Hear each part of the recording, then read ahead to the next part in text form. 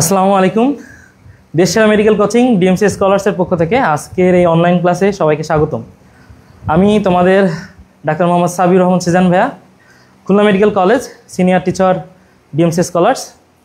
তো আজকে আমরা কেমিস্ট্রির ফার্স্ট পেপার এর প্রথম এবং শেষ যে অধ্যায় ল্যাবরেটরি নিরাপদ ব্যবহার এবং কর্মমুখী রসায়ন, এই দুইটা চ্যাপ্টার একটু নিয়ে আলোচনা করব, রিভিশন দিব আর কি। হ্যাঁ, তো সবাই যে যেখান থেকে আমার কথা শুনতে পাচ্ছ কিনা, ভিডিও ক্লিয়ার দেখা যাচ্ছে কিনা, এটা একটু জানাও আমাকে। সবাই একটু কমেন্টের বন্যা একটু ভাসিয়ে দাও, আমরা একটু সবাই দেখি। হ্যাঁ, সবাই অল ক্লিয়ার লেখো, দেখো আমার কথা ঠিকঠাকভাবে শোনা যাচ্ছে কিনা, অল ক্লিয়ার কিনা একটু জানাও আমাকে। হ্যাঁ, দুইটা চ্যাপ্টারই আছে, আসলে রসকস নেই তেমন, কিন্তু মুখস্থ করার পার্ট এবং অনেক গুরুত্বপূর্ণ কিছু কিন্তু এমসিকিউ এই দুইটা চ্যাপ্টার থেকে কিন্তু আসে। সো সিরিয়াসনেস নিয়েই কিন্তু পড়তে হবে অধ্যায় দুইটা, ঠিক আছে? সিরিয়াসনেস নিয়েই পড়তে হবে লাস্ট পর্যন্ত ইনশাল্লাহ।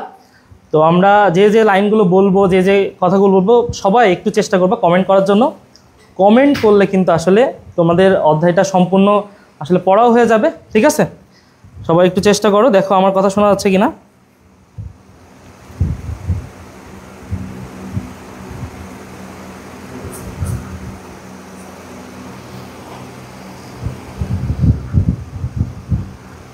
সবাই যদি আমার কথা শুনতে পাও ঠিকঠাক, তাহলে আমরা এখন শুরু করব, ঠিক আছে? আচ্ছা, ক্লিয়ার, সবাই বলছে ক্লিয়ার। ওয়ালাইকুম আসসালাম। চলো এখন তাহলে আমরা শুরু করি। ফার্স্টের দিকে খেয়াল করে দেখো, অধ্যায় হলো দুইটা, ঠিক আছে? দুইটা অধ্যায় পড়তে হবে, তো সেভাবে একটু নজরদারি করো।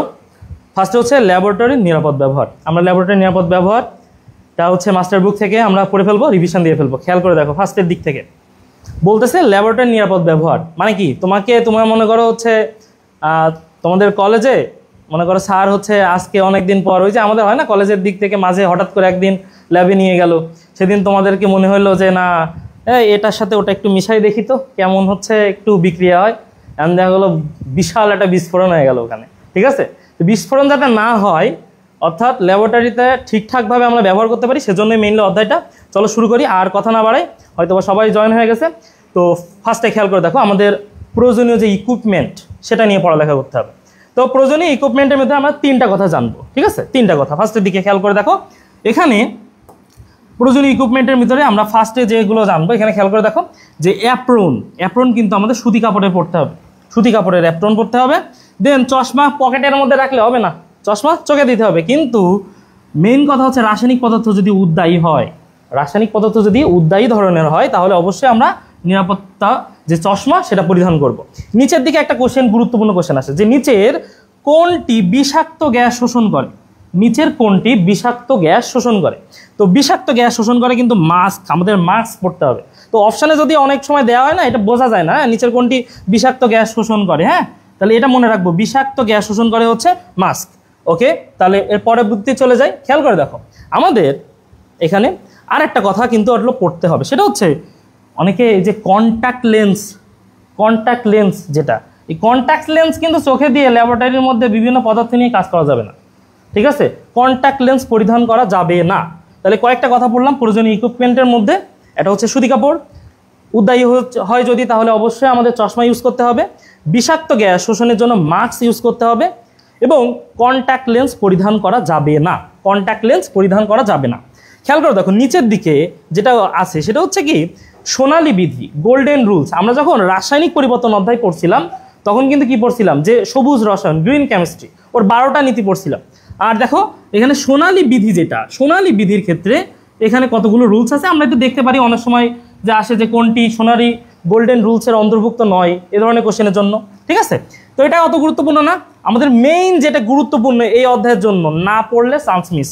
তো সবাইকে মাস্ট এটার দিকে নজরদারি করো। গ্লাভস, আমরা ল্যাবরেটরিতে বিভিন্ন জিনিসপত্র ইকুইপমেন্ট ব্যবহার করলাম, ঠিক আছে? কিন্তু আমরা যখন কাজ করব তখন বিভিন্ন ধরনের গ্লাভস ইউজ করি। সেই গ্লাভসগুলো কী ধরনের কি, এটা নিয়েই কোশ্চেন আসে মেইনলি। তো খেয়াল করে দেখো, ফার্স্টে যদি বলি ছোটোখাটো জ্বলন্ত বস্তু নিয়ে যদি কাজ করি তাহলে জিটেক্স গ্লাভস, জ্বলন্ততে জিটেক্স গ্লাভস। কমেন্ট করতে থাকো, জ্বলন্ত জিটেক্স। তাপরোধক অ্যাসবেস্টসের বিকল্প হিসাবে কোন গ্লাভস ব্যবহার করা হয়? অপশন হলো এইগুলা, বুঝতে পারছো? তাহলে তাপরোধক অ্যাসবেস্টসের বিকল্প হিসাবে ব্যবহার করা হয় হচ্ছে জিটেক্স গ্লাভস। খুবই গুরুত্বপূর্ণ কথা। এখন দেখো ল্যাটেক্স গ্লাভস, ল্যাটেক্স গ্লাভস চামড়ার ক্ষয় বা জ্বালা সৃষ্টি করবে, চামড়ার ক্ষয় বা জ্বালা সৃষ্টি করবে। এই জ্বালা সৃষ্টি করার ক্ষেত্রে হচ্ছে ল্যাটেক্স, ল্যাটেক্স ল্যাটেক্সের ক্ষেত্রে খুব গুরুত্বপূর্ণ একটা কথা মনে রাখতে পারো যে অ্যালার্জি, অ্যালার্জি খুবই গুরুত্বপূর্ণ কথা। অ্যালার্জি দেখো অ্যালার্জিতে লা আছে, ল্যাটেক্সেও লা আছে। অ্যাকচুয়ালি আমরা যে ল্যাটেক্সের যে গ্লাভসগুলোতে সেগুলোতে প্রোটিন থাকে, তো এই প্রোটিন থাকলে হয় কি আসলে মানে সেটা অ্যালার্জি সৃষ্টি করতে পারে, প্রোটিন থাকলে অ্যালার্জি সৃষ্টি করতে পারে। তাহলে ল্যাটেক্স গ্লাভস কিন্তু অ্যালার্জি সৃষ্টি করতে পারে, এটা মাথায় রাখবো। বুঝতে পারছো? এখন চলে আসো আমাদের এরপরে গুরুত্বপূর্ণ যেটা যে বৈদ্যুতিক শক প্রতিরোধক।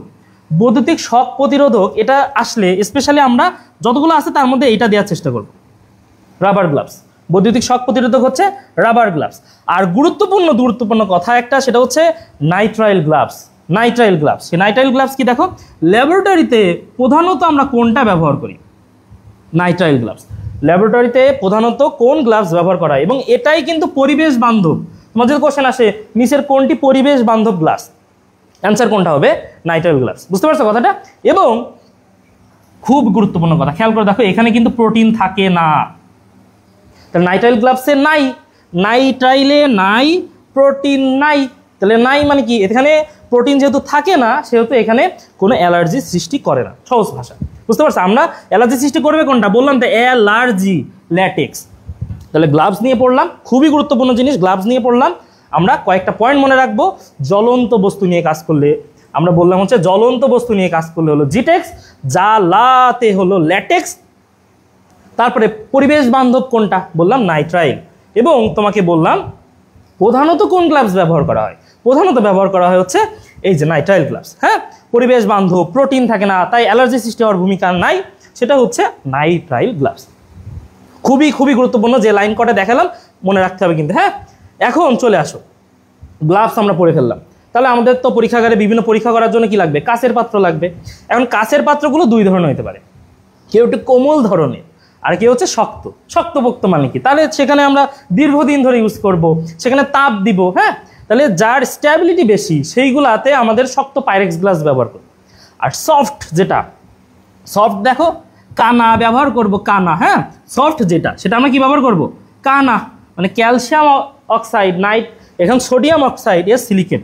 তাহলে সোডিয়াম এবং ক্যালসিয়াম সিলিকেট ব্যবহার করি আমরা। মানে গ্লাস মানে তো সিলিকেট থাকবেই, কিন্তু আমরা স্পেশালি খুঁজবো ক্যালসিয়াম এবং সোডিয়ামের যে সিলিকেট, এটাই হচ্ছে সফট। এটা অতটা গুরুত্বপূর্ণ না, তোমাকে যেটা পড়তে হবে উদাহরণ। খেয়াল করে দেখো, যে কোনো জিনিসে যে উদাহরণ পড়তে গেলে যেহেতু বিপরীত ধর্মী, আমরা এক পাশ ভালো করে পড়ার চেষ্টা করবো, এক পাশ ভালো করে পড়ার চেষ্টা করবো। ফার্স্টে যে গ্লাভস শেখাইছি তার মধ্যে কিন্তু আমরা পড়া ধরবো, ঠিক আছে? সো অবশ্যই মাথায় রাখবা। এখন দেখো আমি বললাম যে পাইরেক্স গ্লাভস, যেটা অনেক শক্তপোক্ত হইতে হবে। যত প্রকার ফ্লাক্স আছে, খেয়াল করে দেখো, যত প্রকার ফ্লাক্স আছে সবগুলো পাইরেক্স। যত প্রকার ফ্লাক্স আছে সবগুলো পাইরেক্স। খেয়াল করে দেখো, পিপেট, বুরেট আর সিলিন্ডার। তাহলে পিপেট, বুরেট, সিলিন্ডার আর যত প্রকার ফ্লাক্স আছে, তিনটা জিনিস পড়লেই হয়ে যাচ্ছে। পিপেট, বুরেট, সিলিন্ডার আর যত প্রকার ফ্লাক্স আছে, এগুলো হচ্ছে শক্ত বা পাইরেক্স গ্লাস। বুঝতে পারছো? আর সফট গ্লাসের মধ্যে দেখো তোমাকে বলছে ওয়াশ গ্লাস। তাহলে আমি এক পাশ পড়ে রাখলে আসলে আমার অন্য পাশ হয়ে যায়। সো এত বিস্তারিত হিসাব করার কোনো কিছু দরকার নেই। আমরা ফার্স্ট দিকে তাহলে পড়ে ফেললাম গ্লাভস, তারপরে আমরা পড়লাম বিভিন্ন গ্লাস সামগ্রী, ঠিক আছে? এখন চলে আসো, এখন আমাদের পড়তে হবে হচ্ছে গ্লাস সামগ্রীতে ইউজ করলাম। এখন তুমি কি ময়লা আবর্জনা কোনো একটা অংশ নিয়েই মনে করো একটা গ্লাস নিয়ে কি কাজ করা শুরু করবা না, কিন্তু পরিষ্কার করতে হবে, তাই না? তাহলে পরিষ্কার করার জন্য গ্লাস সামগ্রী পরিষ্কার করার জন্য আমরা কি ব্যবহার করবো? গ্লাস সামগ্রী পরিষ্কার করার জন্য কি ব্যবহার করবো? ফার্স্টে খেয়াল করে দেখো, তিনটে স্পেশাল কথা আছে এখানে, তিনটা, ঠিক আছে? তাহলে গ্লাস সামগ্রী পরিষ্কার করার জন্য একটা হচ্ছে সোডিয়াম কার্বনেট, কাপড় কাঁচার সোডা, ঠিক আছে? এটা কিন্তু সোডিয়াম কার্বনেট, ঠিক আছে? 10% লঘু দ্রবণ, 10% পার্সেন্টেজ খুবই গুরুত্বপূর্ণ। সোডিয়াম কার্বনেট, কিন্তু সোডিয়াম বাইকার্বনেট না, সোডিয়াম কার্বনেট। বুঝতে পারছো কথাটা? দেন ডিটারজেন্ট ডেকন 90 বলতে চাচ্ছে এটা হচ্ছে 100% অণুজীব দ্বারা বিভাজনযোগ্য, 100%। তার মানে কি, তোমার যদি কোশ্চেন আসে নিচের কোনটি পরিবেশ বান্ধব ডিটারজেন্ট, নিচের কোনটি হচ্ছে পরিবেশ বান্ধব ডিটারজেন্ট, বায়োডিগ্রেডেবল ডিটারজেন্ট, তাহলে অ্যান্সার কোনটা হবে? ডিটারজেন্ট ডেকন 90। বোঝা গেল কথাটা? তাহলে একটা পড়লাম সোডিয়াম কার্বনেট, একটা পড়লাম ডিটারজেন্ট ডেকন 90 এবং আরেকটা পড়বো হচ্ছে ক্রোমিক অ্যাসিডের মিশ্রণ।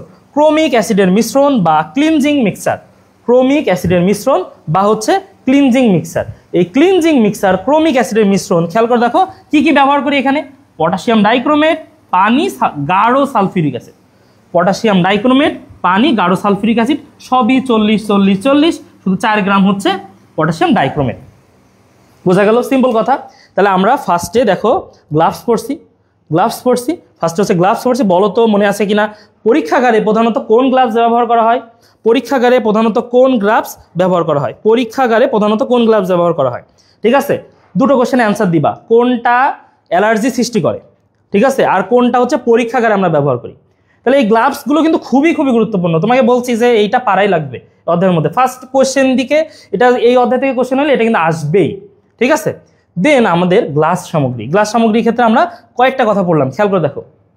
সোডিয়াম কার্বনেট 10%, সোডিয়াম কার্বনেট 10%, খেয়াল করে দেখো সোডিয়াম কার্বনেট হচ্ছে 10%, এটা আমরা দেখলাম। আচ্ছা, তাহলে খেয়াল করে দেখো আমরা দেখলাম এখানে গ্লাস সামগ্রী যে পরিষ্কার কারক সেটা হচ্ছে সোডিয়াম কার্বনেট হচ্ছে 10%। আর দেখলাম ডিটারজেন্ট ডেকন 90, যেটা ডিটারজেন্ট ডেকন 90 এটা হচ্ছে কি বললাম, পরিবেশ বান্ধব, 100% বায়োডিগ্রেডেবল। এবং বললাম ক্রোমিক অ্যাসিডের যে মিশ্রণ, এটা হচ্ছে তোমার কোশ্চেন যদি আসে সর্বোত্তম পরিষ্কারক কোনটা, তাহলে ক্লিনজিং মিক্সার। সবাই অ্যান্সার দিছো? আশা করি অ্যান্সার দিছো সবাই। আচ্ছা, তাহলে আমরা কয়েকটা কথা কিন্তু পড়লাম, ঠিক আছে। আশা করি এখন কমপ্লিট হবে এই অংশগুলো। দেন নিচের দিকে আর একটু কয়েকটা কথা আমরা একটু পড়বো। সেটা হচ্ছে তোমার যদি কোশ্চেন আসে তেল বা গ্রিজ জাতীয় পদার্থ, দেখো খেয়াল করে দেখো, তেল বা গ্রিজ জাতীয় পদার্থ যদি দূর করতে হয় তাহলে কোনটা প্রয়োজন? তেল বা গ্রিজ জাতীয় পদার্থ দূর করতে গেলে অ্যাসিটোন। তেল বা গ্রিজ জাতীয় পদার্থ দূর করতে গেলে কোনটা প্রয়োজন? অ্যাসিটোন। তেল বা গ্রিজ জাতীয় পদার্থ দূর করতে দরকার হচ্ছে অ্যাসিটোন। তাহলে এখানে খেয়াল করে দেখো আমরা কিছু কিন্তু ক্লিনজিং মিক্সার বা আমরা গ্লাস সামগ্রী ধৌত করার জন্য কি কি উপাদান দরকার সেটা কিন্তু জানলাম, ঠিক আছে। এখন আমরা নিচের দিকে আরো কয়েকটা কথা একটু পড়বো। সেটা হচ্ছে এখানে লেখা আছে লিকার অ্যামোনিয়া। এই লিকার অ্যামোনিয়া হচ্ছে কাঁচ পরিষ্কারক, গ্লাস ক্লিনার হিসেবে ব্যবহার করা হয়। এটা আমরা ওই যে কর্মমুখী রসায়ন ওখানেও পড়ে ফেলবো যে গ্লাস ক্লিনার হিসেবে কোনটা ব্যবহার করা হয়, সেটা হচ্ছে অ্যামোনিয়া, ঠিক আছে। দেন আমাদের আরেকটা জিনিস পড়তে হবে, সেটা হচ্ছে এই যে হাইড্রোফ্লোরিক অ্যাসিডটা এটা কিন্তু আমরা কাঁচ পাত্রে নিই না, ঠিক আছে, হাইড্রোফ্লোরিক অ্যাসিডটা আমরা কাঁচ পাত্রে নিই না। কারণ কি বলতো, এই হাইড্রোফ্লোরিক অ্যাসিডটা কাঁচ পাত্রে নিলে ও হচ্ছে মানে কাঁচের সাথে বিক্রিয়া করে ফেলে, হাইড্রোফ্লোরিক অ্যাসিড কাঁচ পাত্রে নিই না, কারণ এই বিক্রিয়া করে হাইড্রোফ্লোরোসিলিসিক অ্যাসিড তৈরি করে ফেলে। সো ওটা দেখা যাচ্ছে কাঁচের ক্ষয় করে, এই জন্য আমরা কিন্তু কাঁচ পাত্রে কোনটি নিব না, হাইড্রোফ্লোরিক অ্যাসিড। আর একটা গুরুত্বপূর্ণ কথা, কিন্তু যদি কাঁচের উপর আমার নকশা করতে হয় তাহলে কিন্তু সেই হাইড্রোফ্লোরিক অ্যাসিডই ব্যবহার করব। তাহলে কাঁচের উপর নকশা করতে গেলে হাইড্রোফ্লোরিক অ্যাসিড ব্যবহার করব, বুঝতে পারছো? তাহলে অ্যান্সার দেওয়ার চেষ্টা করো তো, কোনটি সর্বোত্তম পরিষ্কারক, ঠিক আছে, কোনটি সর্বোত্তম পরিষ্কারক? আমরা বললাম কোনটি সর্বোত্তম পরিষ্কারক। গ্লাভস খুবই গুরুত্বপূর্ণ, গ্লাভস আমরা পড়লাম, এখান থেকে গ্লাভসের কথাটুকু গুরুত্বপূর্ণ। তারপরে আমরা এদিক থেকে যে কাঁচের সামগ্রী পড়লাম, সফট গ্লাস, তারপরে হচ্ছে তোমার এদিক থেকে যে শক্ত বা পাইরেক্স গ্লাস পড়লাম। দেন আমরা আমাদের কাঁচ সামগ্রী পরিষ্কার করার উপাদানগুলো পড়লাম। এখন একটু আমরা এখান থেকে পড়বো, সেটা হচ্ছে ব্যালেন্স, ঠিক আছে। মনে করো ওই যেটা বললাম, মনে করো তুমি হচ্ছে তোমাকে ল্যাবরেটরির মধ্যে দেওয়া হলো, তুমি হচ্ছে মনে করো একটা উপাদানের সাথে আরেকটা উপাদান মিশাইলা। বাজার থেকে যদি মনে করো একটা আলু যদি আমি বেশি কিনি, মনে করো দোকানদারের মনে হয়েছে একটা আলু সে বেশি দিবে, তা আমার তাতে কোনো সমস্যা নাই। কিন্তু বাজারে যদি মনে করো হচ্ছে যেটা হয়, আমি যদি ল্যাবরেটরির মধ্যে একটা উপাদান আর একটা উপাদান যদি বেশি দিয়ে ফেলি, তাহলে কি হয়ে যাবে, সেই একই কথা, বোমা ফুটে যাবে। তাহলে এটা যাতে না হয় আমাদের সূক্ষ্ম পরিমাপ দরকার। এই সূক্ষ্ম পরিমাপের জন্যই দরকার হচ্ছে ব্যালেন্স। মানে দেখো ব্যালেন্সটা দরকার হচ্ছে আমরা দশমিকের পরে 4 ঘর পর্যন্ত পরিমাপ করতে পারছি, এটা হলো মেইন দরকার, ঠিক আছে। তাহলে 4 ঘর পর্যন্ত হচ্ছে পরিমাপ করতে পারছি। তাহলে খেয়াল করে দেখো, এই তো সবাই অ্যান্সার দিয়েছো, থ্যাংক ইউ। যেটা হচ্ছে ক্রোমিক অ্যাসিড, ঠিক আছে, ক্রোমিক অ্যাসিড, গুড। আচ্ছা, তাহলে খেয়াল করে দেখো মেন বিষয়টা, তাহলে খেয়াল করে দেখো। তাহলে এখান থেকে আমরা আরেকটু বিষয় জেনে ফেলি, সেটা হচ্ছে ব্যালেন্স। তো ব্যালেন্স হলো দুই ধরনের, আমরা যেটা জানছিলাম। তাহলে একটা হচ্ছে রাসায়নিক কেমিক্যাল ব্যালেন্স, আর একটা হচ্ছে ডিজিটাল ব্যালেন্স। আমাদের এলাকায় বড় জোর হচ্ছে কি, আমরা এখন বর্তমানে কিন্তু এই যে ডিজিটাল ব্যালেন্সগুলো ইউজ করা হয়। ডিজিটাল ব্যালেন্সগুলো সরাসরি দেখা যাচ্ছে যে মানে ওখানে আমি উপাদান দিচ্ছি, আমার রিডিং দিয়ে দিচ্ছে, ঠিক আছে। এই জন্য কেমিক্যাল ব্যালেন্সগুলো ইউজ করা হয়। দুটা জিনিস খুবই গুরুত্বপূর্ণ বললাম। Thank you. অনেকে কমেন্ট করতেছে, শারমিন, স্বর্ণা, হুমায়রা রহমান, নাজনীন, শান্তা, আফসানা মিম, অনেকেই কমেন্ট করছে, থ্যাংক ইউ। ঠিক আছে, এখন চলে আসো আমরা যেটা দরকার, মেইন কথা, ব্যালেন্স। তো ব্যালেন্সের ক্ষেত্রে কেমিক্যাল ব্যালেন্স, তো কেমিক্যাল ব্যালেন্স দুই ধরনের, কিন্তু আমরা আরেকটা টপিক্সে চলে আসছি। এখন উপাদানগুলো আমাদের পরিমাপ করতে হবে। পরিমাপ করার ক্ষেত্রে খেয়াল করে দেখো, তাহলে এখানে পলবঙ্গি ব্যালেন্স, ঠিক আছে। রাসায়নিক ব্যালেন্স দুই ধরনের, পলবঙ্গি ব্যালেন্স আর হলো সার্টোরিয়াস ব্যালেন্স। পলবঙ্গি ব্যালেন্স, সার্টোরিয়াস ব্যালেন্স। আর ডিজিটাল ব্যালেন্স কয় ধরনের? 2 ডিজিট 4 ডিজিট, মানে দশমিকের পরে 2 ঘর পর্যন্ত পরিমাপ করা যাবে, দশমিকের পরে 4 ঘর পর্যন্ত পরিমাপ করা যাবে। তাহলে সূক্ষ্ম কোনটা? সূক্ষ্ম হচ্ছে 4 ডিজিট, দশমিকের পর 4 ঘর পর্যন্ত যদি পরিমাপ করতে পারি, বুঝতে পারছো। এখন আমাদের যেটা স্পেশালি পড়তে হবে সেটা হচ্ছে এই যে পলবঙ্গি ব্যালেন্স আছে না, এই পলবঙ্গি ব্যালেন্সে বিশেষ একটা তার ইউজ করা হয়, এবং এই পরিমাপের ক্ষেত্রে বিশেষ একটা তার ইউজ করা হয়, সেটা হচ্ছে রাইডার, ঠিক আছে। এবং এই রাইডারের জন্য স্পেশাল একটা ধ্রুবক আমরা ব্যবহার করি, সেটা হচ্ছে রাইডার ধ্রুবক। তো পলবঙ্গি ব্যালেন্সের ক্ষেত্রে দুই ধরনের তার ইউজ করা হয়। নর্মালি এই তারটার ভর হয় 5 মিলিগ্রাম এবং 10 মিলিগ্রাম, ঠিক আছে। তো রাইডার ধ্রুবকের সংকেতটা আসলে এরকম, মানে আমরা সূত্রটা যদি বলি 2x/100, 2x/100, ঠিক আছে। মানে এটা এর ভর হয় আসলে, মানে এক্সটা দিয়ে আমরা ভর বোঝাই। আমাদের অত কিছু জানতাম না, সহজ ভাষায় মনে রাখবা দুই ধরনের তার এখানে ইউজ করা হয় রাইডার হিসাবে। একটা হচ্ছে 5 মিলিগ্রাম আর একটা 10 মিলিগ্রাম। তোমার যেটা মেনলি পড়তে হবে, রাইডার ধ্রুবকের মান কত, মাস্ট, খুবই গুরুত্বপূর্ণ। দেখো রাইডার ধ্রুবকের মান 5 মিলিগ্রামের জন্য রাইডার ধ্রুবকের মান কত, 10 মিলিগ্রামের জন্য রাইডার ধ্রুবকের মান কত। নেক্সট দিন তুমি পরীক্ষা যখন দিবা তখন অবশ্যই কিন্তু এটা মাস্ট আসবে, বুঝতে পারছো। এই কোশ্চেন এই অধ্যায় থেকে কোশ্চেন হয়েছে, আর এই দুইটা জিনিসের মধ্যে কোশ্চেন নাই এমন কিন্তু হয় না। তাহলে মাস্ট এটা কিন্তু জানতে হবে, ঠিক আছে। 5 মিলিগ্রামের জন্য কত আর 10 মিলিগ্রামের জন্য কত, মুখস্থ করে ফেলবো। দেখো 5-এ একটা জিনিস, 5 একটা সংখ্যা, তাহলে এখানেও 1 থাকবে। ভাই 10-এ 2টা সংখ্যা, এখানে 2 থাকবে, সহজ কথা। মানে ঝামেলা হয় এটা সবাই পারে যে 0.301, 0.302, কিন্তু কোনটা 5 মিলিগ্রামের জন্য কোনটা 10 মিলিগ্রামের জন্য, এটা কিন্তু সমস্যা হয়ে যায়। এটা কিন্তু সমস্যা হওয়ার কিছুই নাই, 10-এ 2, 5-এ 1, বুঝতে পারছো কথাটা। তাহলে এটা খেয়াল করে দেখো। এখন আমি যেটা বলতে চাচ্ছিলাম খেয়াল করে দেখো, তাহলে আমরা দুটো কথা খুবই গুরুত্বপূর্ণ, আশা করি বুঝতে পারছো। এ পর্যন্ত বুঝতে পারছো সবাই? মনে পারবা একটা বলো তো, যে হচ্ছে তেল বা গ্রিজ জাতীয় পদার্থ, তেল বা গ্রিজ জাতীয় পদার্থ দূর করার জন্য অ্যাসিটোন ব্যবহার করা হয়। সবাই অলরেডি কয়েকজন কমেন্ট করেছিল, সেটা অ্যাসিটোন। তেল বা গ্রিজ জাতীয় পদার্থ হচ্ছে অ্যাসিটোন ব্যবহার করতে হয়। আচ্ছা, গুড। এখন আমরা এই যে ধ্রুবক বলো তো, রাইডার ধ্রুবক 5 মিলিগ্রামের জন্য কত পড়লাম আর 10 মিলিগ্রামের জন্য কত পড়লাম, 5 মিলিগ্রামের জন্য কত পড়লাম, 10 মিলিগ্রামের জন্য কত পড়লাম, খেয়াল করে দেখো। এটা কমেন্ট করতে থাকো। মেইন বিষয় যেটা হবে সেটা হচ্ছে, খেয়াল করে দেখো এখানে প্রাইমারি স্ট্যান্ডার্ড পদার্থ, এরপরে আসি প্রাইমারি স্ট্যান্ডার্ড পদার্থ, আর এরপরে পড়তে হবে সেকেন্ডারি স্ট্যান্ডার্ড পদার্থ।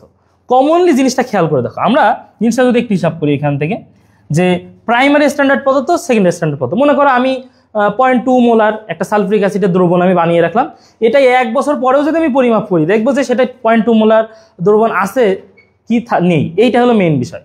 যদি দেখি যে আমার একটা দেখা গেল যে সোডিয়াম কার্বনেটের একটা দ্রবণ, এটা যদি আমি 0.2 মোলার বা 0.1 মোলার এটা বানিয়ে রাখি, মানে যে দ্রবণের ঘনমাত্রা আমার জানা সেটাকে বলা হয় প্রমাণ দ্রবণ। সেই প্রমাণ দ্রবণ আমি যদি বানিয়ে রাখি, দীর্ঘদিন এই ঘনমাত্রা যদি পরিবর্তিত না হয়, মানে অপরিবর্তিত থাকে, তাহলে সেটা প্রাইমারি স্ট্যান্ডার্ড। আর যদি পরিবর্তিত হয়ে যায় তাহলে সেকেন্ডারি স্ট্যান্ডার্ড। কথা কি বোঝা গেল? তাহলে কোশ্চেন তোমাকে এই 4টা বৈশিষ্ট্য দিয়ে কোশ্চেন হয়, সেটা হচ্ছে প্রাইমারি স্ট্যান্ডার্ড পদার্থের বৈশিষ্ট্য 9 কোনটি। তাহলে এইগুলা থেকে না বানাই দিবে, সহজ কথা। 4টা বৈশিষ্ট্য আছে প্রাইমারি স্ট্যান্ডার্ড পদার্থের ক্ষেত্রে, খেয়াল করে দেখো। তাহলে বিশুদ্ধ, বাতাসের জলীয় বাষ্পের সাথে কোনো বিক্রিয়া করবে না, রাসায়নিক নীতির কিন্তু কোনো ক্ষয় করবে না, এবং ঘনমাত্রা অপরিবর্তিত থাকবে, ঘনমাত্রা অপরিবর্তিত থাকবে। বুঝতে পারছো কথাটা? তাহলে 4টা বৈশিষ্ট্য, 4টা গুরুত্বপূর্ণ বৈশিষ্ট্য, এটা মাথায় রাখবো আমরা। আর এরপরে যেটা পড়তে হবে সেটা হচ্ছে উদাহরণ।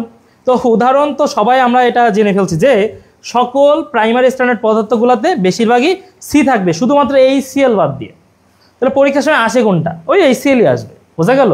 কিন্তু স্যারেরা কিন্তু এখন চালাক হয়ে গেছে, মানে এগুলোতে দেখো সবগুলোতে সি আছে ঠিকই, কিন্তু এখন তোমাকে আর এই সংকেত দিবে না, বাংলায় লিখে দিবে। তাহলে তোমাকে এই বাংলা কথাটাও জানতে হবে যে অক্সালিক অ্যাসিড, অনেকে দেখা যাচ্ছে শুধু ওইভাবে পড়ে ফেলে, এদিক সংকেত পারে না, এটা কিন্তু করলে হবে না। বুঝতে পারছো? তাহলে আমার বলো তো সেই ধ্রুবক। হ্যাঁ, থ্যাংক ইউ। হুমায়রা বিনতে হাবিব, জামান নাহার, ফারহানা ইয়াসমিন ইভা, তোমরা অ্যান্সার দিছো। আরিফ দেখতেছে আমাদের থেকে, ঠিক আছে, গুড, ধন্যবাদ। কমেন্ট করবা, কমেন্টের বন্যায় ভেসে যাবে অন্যায়। বুঝতে পারছো কথাটা? কমেন্ট করতে থাকো, কারণ অধ্যায়টা বোরিং, আমাদের পড়তে হবে, শেষ করতে হবে, ঠিক আছে? তাহলে এখানে খেয়াল করে দেখো, আমরা জানলাম এখন হচ্ছে প্রাইমারি স্ট্যান্ডার্ড পদার্থের উদাহরণ, আর সেকেন্ডারি স্ট্যান্ডার্ড পদার্থ তাহলে বুঝতে পারছি যে সি থাকবে না, সহজ কথায় সি থাকবে না আশা করি। এখন দেখো সেকেন্ডারি স্ট্যান্ডার্ড পদার্থ, ওই যে বৈশিষ্ট্য, উল্টা বৈশিষ্ট্য, ওটা বিশুদ্ধ অবস্থায় প্রস্তুত করা, বলছিলাম যে বিশুদ্ধ অবস্থায় প্রস্তুত করা যায়, এটা যায় না। ওটা বাতাসের সংস্পর্শে বিক্রিয়া করে না, এটা করে, ঠিক আছে? রাসায়নিক তীর ওটা ক্ষতি করে না, এটা ক্ষতি করে। বুঝতে পারছো? কমন কথা এটা, একদম এটা আহামরি পড়ার কিছু নাই, এটা আমাদের মনে রাখতে হবে এই জিনিসটা। এখন চলে আসো, ঠিক আছে, হাইড্রোক্লোরিক অ্যাসিড সি থাকা সত্ত্বেও এটা কিন্তু সেকেন্ডারি স্ট্যান্ডার্ড পদার্থ। আর এটা আমরা জানি যে খেয়াল করে দেখো দ্রবণের ঘনমাত্রা, এটা কিন্তু ইজিলি আমরা পারি, ঠিক আছে? সেমিমোলার যেটা 0.5, সেমিমোলার 0.5, ঠিক আছে? সেন্টিমোলার 0.01, সেন্টিমোলার 0.01, ঠিক আছে? এটা আমরা পারি মোটামুটি, তাই না? মিলিমোলার, তাহলে এখানে খেয়াল করে দেখো মিলিমোলার সেটা হচ্ছে 0.001। বুঝতে পারছো কথাটা? তাহলে কমন জিনিস এগুলো আমরা কিন্তু পারি মোটামুটি। আর গুরুত্বপূর্ণ কয়েকটা কথা তোমাকে জানতে হবে, সেটা হচ্ছে খেয়াল করে দেখো মোলারিটি আর মোলালিটি। কি বললাম? মোলারিটি কোনটা তাপমাত্রার উপর নির্ভরশীল? মোলালিটি দেখো, খেয়াল করে দেখো, আমরা এইটা জানছি এখান থেকে। খেয়াল করে দেখো মোলারিটি যেটা এটা তাপমাত্রার উপর নির্ভরশীল, কিন্তু মোলালিটি তাপমাত্রার উপর নির্ভরশীল নয়, কারণ এটা ভর নিয়ে কাজ করে ভাইয়া। ভর নিয়ে কাজ করলে তো সেটা তাপমাত্রা চেঞ্জ হবে না, তাপমাত্রার ফলে সেটা কিন্তু চেঞ্জ হবে না। কিন্তু মোলারিটি আমরা আয়তন নিয়ে কাজ করতেছি, তাহলে এটা কিন্তু তাপমাত্রা চেঞ্জ হবে, ঠিক আছে? আচ্ছা, তোমাকে আমরা বলছিলাম তাহলে প্রাইমারি স্ট্যান্ডার্ড পদার্থ আর সেকেন্ডারি স্ট্যান্ডার্ড পদার্থ কয়টা বৈশিষ্ট্য? 4টা বৈশিষ্ট্য কিন্তু পড়াইছি, হ্যাঁ। আর ব্যালেন্সের ক্ষেত্রে আমরা পলবঙ্গি ব্যালেন্স, দুই ধরনের কেমিক্যাল ব্যালেন্স, পলবঙ্গি ব্যালেন্স আর হচ্ছে সার্টোরিয়াস ব্যালেন্স আমরা পড়েছি।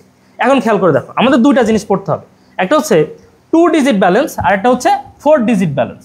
2 ডিজিট ব্যালেন্স আর 4 ডিজিট ব্যালেন্সটা কি জিনিস? তোমাকে বললাম না, 2 ঘর পর্যন্ত পরিমাপ করতে গেলে 2 ডিজিট, আর 4 ঘর পর্যন্ত যদি পরিমাপ করতে পারি তাহলে 4 ডিজিট ব্যালেন্স। এখন সূক্ষ্ম কোনটা? ওই যে বললাম, তাহলে কি সূক্ষ্ম হচ্ছে 4 ডিজিট। এই জন্যে আমরা যখন প্রাইমারি স্ট্যান্ডার্ড পদার্থ নিয়ে কাজ করব তখন হচ্ছে 4 ডিজিট ব্যালেন্স ইউজ করি, আর সেকেন্ডারি স্ট্যান্ডার্ড পদার্থ নিয়ে কাজ করার জন্য নর্মালি হচ্ছে রাফ ব্যালেন্স ইউজ করা হয়, অথবা 2 ডিজিট ব্যালেন্সটা ব্যবহার করা হয়, ঠিক আছে? 2 ডিজিট ব্যালেন্স, অথবা সেকেন্ডারি স্ট্যান্ডার্ড পদার্থের জন্য দেখো 2 ডিজিট ব্যালেন্স বা এমনি রাফ ব্যালেন্স আমরা ইউজ করি। বুঝতে পারছো কথাটা? তাহলে এরপরে চলে যাও, তোমাদের কি মনে আছে বলো, তোমাদের কি মনে আছে যে হচ্ছে ক্রোমিক অ্যাসিডের মিশ্রণ কি কি দিয়ে তৈরি হয়েছিল? ক্রোমিক অ্যাসিডের মিশ্রণ কি কি দিয়ে তৈরি হয়েছিল বলো তো, কমেন্ট করো। তাসলিমা খাতুন কমেন্ট করছে, সোলাইমান কমেন্ট করছে, ঠিক আছে, হুমায়রা বিনতে হাবিব, শারমিন স্বর্ণা, থ্যাংক ইউ আপু। আচ্ছা, যাই হোক, এখানে খেয়াল করে দেখো, তাহলে আমরা মনে আসছে তোমাদের ক্রোমিক অ্যাসিডের মিশ্রণ কি দিয়ে তৈরি? ক্রোমিক অ্যাসিডের মিশ্রণ কি দিয়ে তৈরি? অ্যান্সার দেওয়ার চেষ্টা করো। এখন খেয়াল করে দেখো, আমরা যথেষ্ট এখান থেকে অনেক কিছু পড়লাম।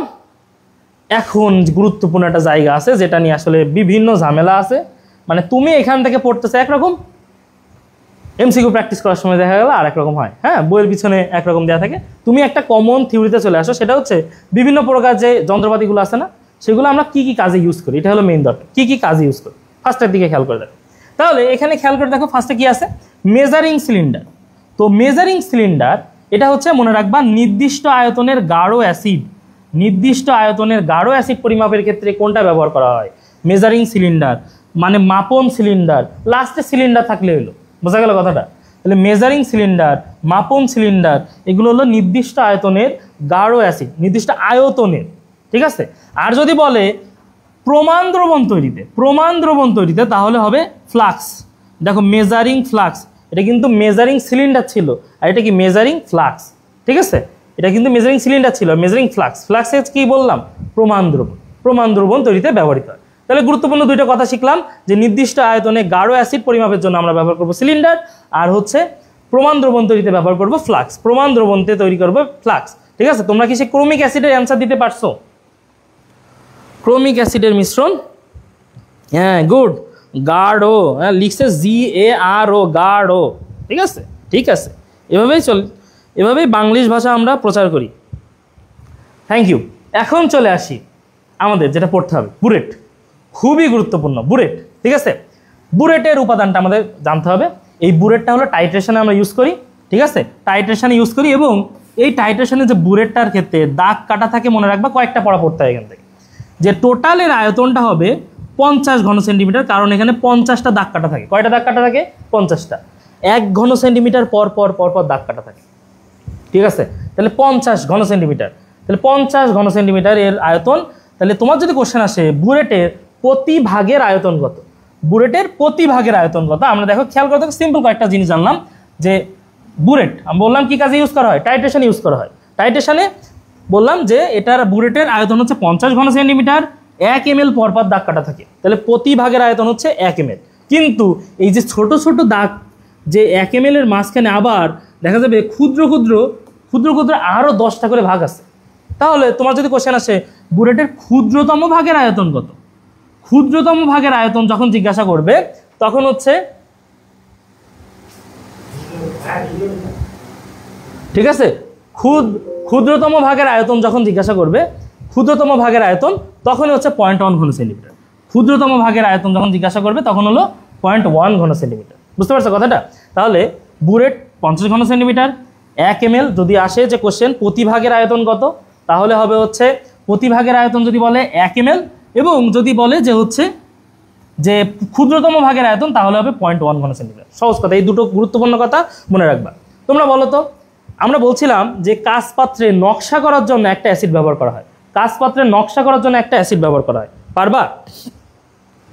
কাঁচপাত্রে নকশা করার জন্য একটা অ্যাসিড ব্যবহার করা হয়, সেই নকশা করার জন্য কোনটা? দেখো ওই নকশা করার জন্য যা ব্যবহার করা হয় তা সে বান্দা কিন্তু আমরা বুরেটে ইউজ করব না, হাইড্রোফ্লোরিক অ্যাসিড ইউজ করলে কি হয়ে যাবে, বুরেটে যে দাগ কাটা ছিল আমার দাগ সব মুছে যাবে, তাহলে তো আমরা বুঝতে পারবো না। বুঝতে পারছো?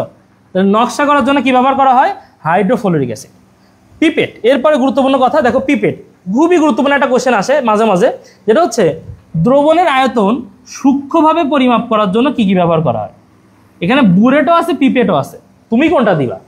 কথা সিম্পল, তোমাকে যদি মানে অপশনে বুরেট থাকে, দেখো এইখানে পিপেটের ক্ষেত্রে আয়তনের কথা বলতেছে, যে একটি নির্দিষ্ট আয়তন প্রস্তুত করে, মানে পিপেটের ক্ষেত্রে তোমার এটাও আয়তন, আর দেখো আয়তনের ক্ষেত্রে বুরেট আর পিপেট দুটোই লিখছে। তোমরা অ্যান্সার দেওয়ার চেষ্টা করবে হচ্ছে বুরেট, সহজ কথায়, মানে অপশানে যদি আগে বুরেট থাকে তাহলে অ্যান্সার দেওয়ার চেষ্টা করবা বুরেট।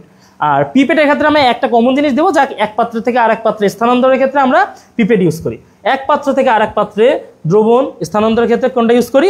পিপেট, ঠিক আছে। এই জন্যই আমরা দেখো TD প্রতীক ইউজ করি, TD, টু ডেলিভার। এরপরে দেখো, এরপরে কাঁচপাত্রটা হচ্ছে কনিক্যাল ফ্লাক্স, এটা তোমরা সবাই চেনো। কনিক্যাল ফ্লাক্স আমরা কি কাজে ইউজ করি? কনিক্যাল ফ্লাক্স হচ্ছে টাইট্রেশন ফ্লাক্স বলি, এটাকে কি বলি? টাইট্রেশন ফ্লাক্স, কারণ টাইট্রেশনে এটি ইউজ করা হয়। এবং কনিক্যাল ফ্লাক্সের আরও একটা নাম কি? আর্লেন মেয়ার ফ্লাক্স, বিজ্ঞানী আর্লেন মেয়ার আবিষ্কার করছিলেন তাই। এবং এর আয়তন কত? 250 ঘন সেন্টিমিটার, 250 ঘন সেন্টিমিটার, ঠিক আছে, 250 ঘন সেন্টিমিটার। তাহলে তোমাকে কয়েকটা কাঁচপাত্র নিয়ে কয়েকটা কথা আমরা বললাম, যে যদি আসে যে নির্দিষ্ট আয়তনের গাঢ় অ্যাসিড, তাহলে অ্যান্সার দিব হচ্ছে মেজারিং সিলিন্ডার। তোমার যদি আসে নির্দিষ্ট আয়তনের প্রমাণ দ্রবণ তৈরিতে কোনটা ব্যবহার করা হয়, তাহলে অ্যান্সার দিব মেজারিং ফ্লাক্স। তোমাকে বললাম বুরেটের দাগ কাটা থাকে কয়টা? 50টা, তাহলে আয়তন কত? 50 ঘন সেন্টিমিটার। তোমার যদি কোশ্চেন আসে প্রতি ভাগের আয়তন, তাহলে হবে হচ্ছে তোমাকে বললাম 1 ঘন সেন্টিমিটার। কিন্তু যদি আসে ক্ষুদ্রতম ভাগের আয়তন, বুরেটের ক্ষুদ্রতম ভাগের আয়তন কত? তাহলে 0.1 ঘন সেন্টিমিটার। বোঝা গেল কথাটা? আর কনিক্যাল ফ্লাক্স আরেকটা নাম হলো টাইট্রেশন ফ্লাক্স বা আর্লেন মেয়ার ফ্লাক্স, এবং বললাম 250 ঘন সেন্টিমিটার হচ্ছে এর আয়তন। বোঝা গেল? সিম্পল কথা, এই কয়েকটা কথা কিন্তু তোমাদের জানা লাগবে, মাস্ট।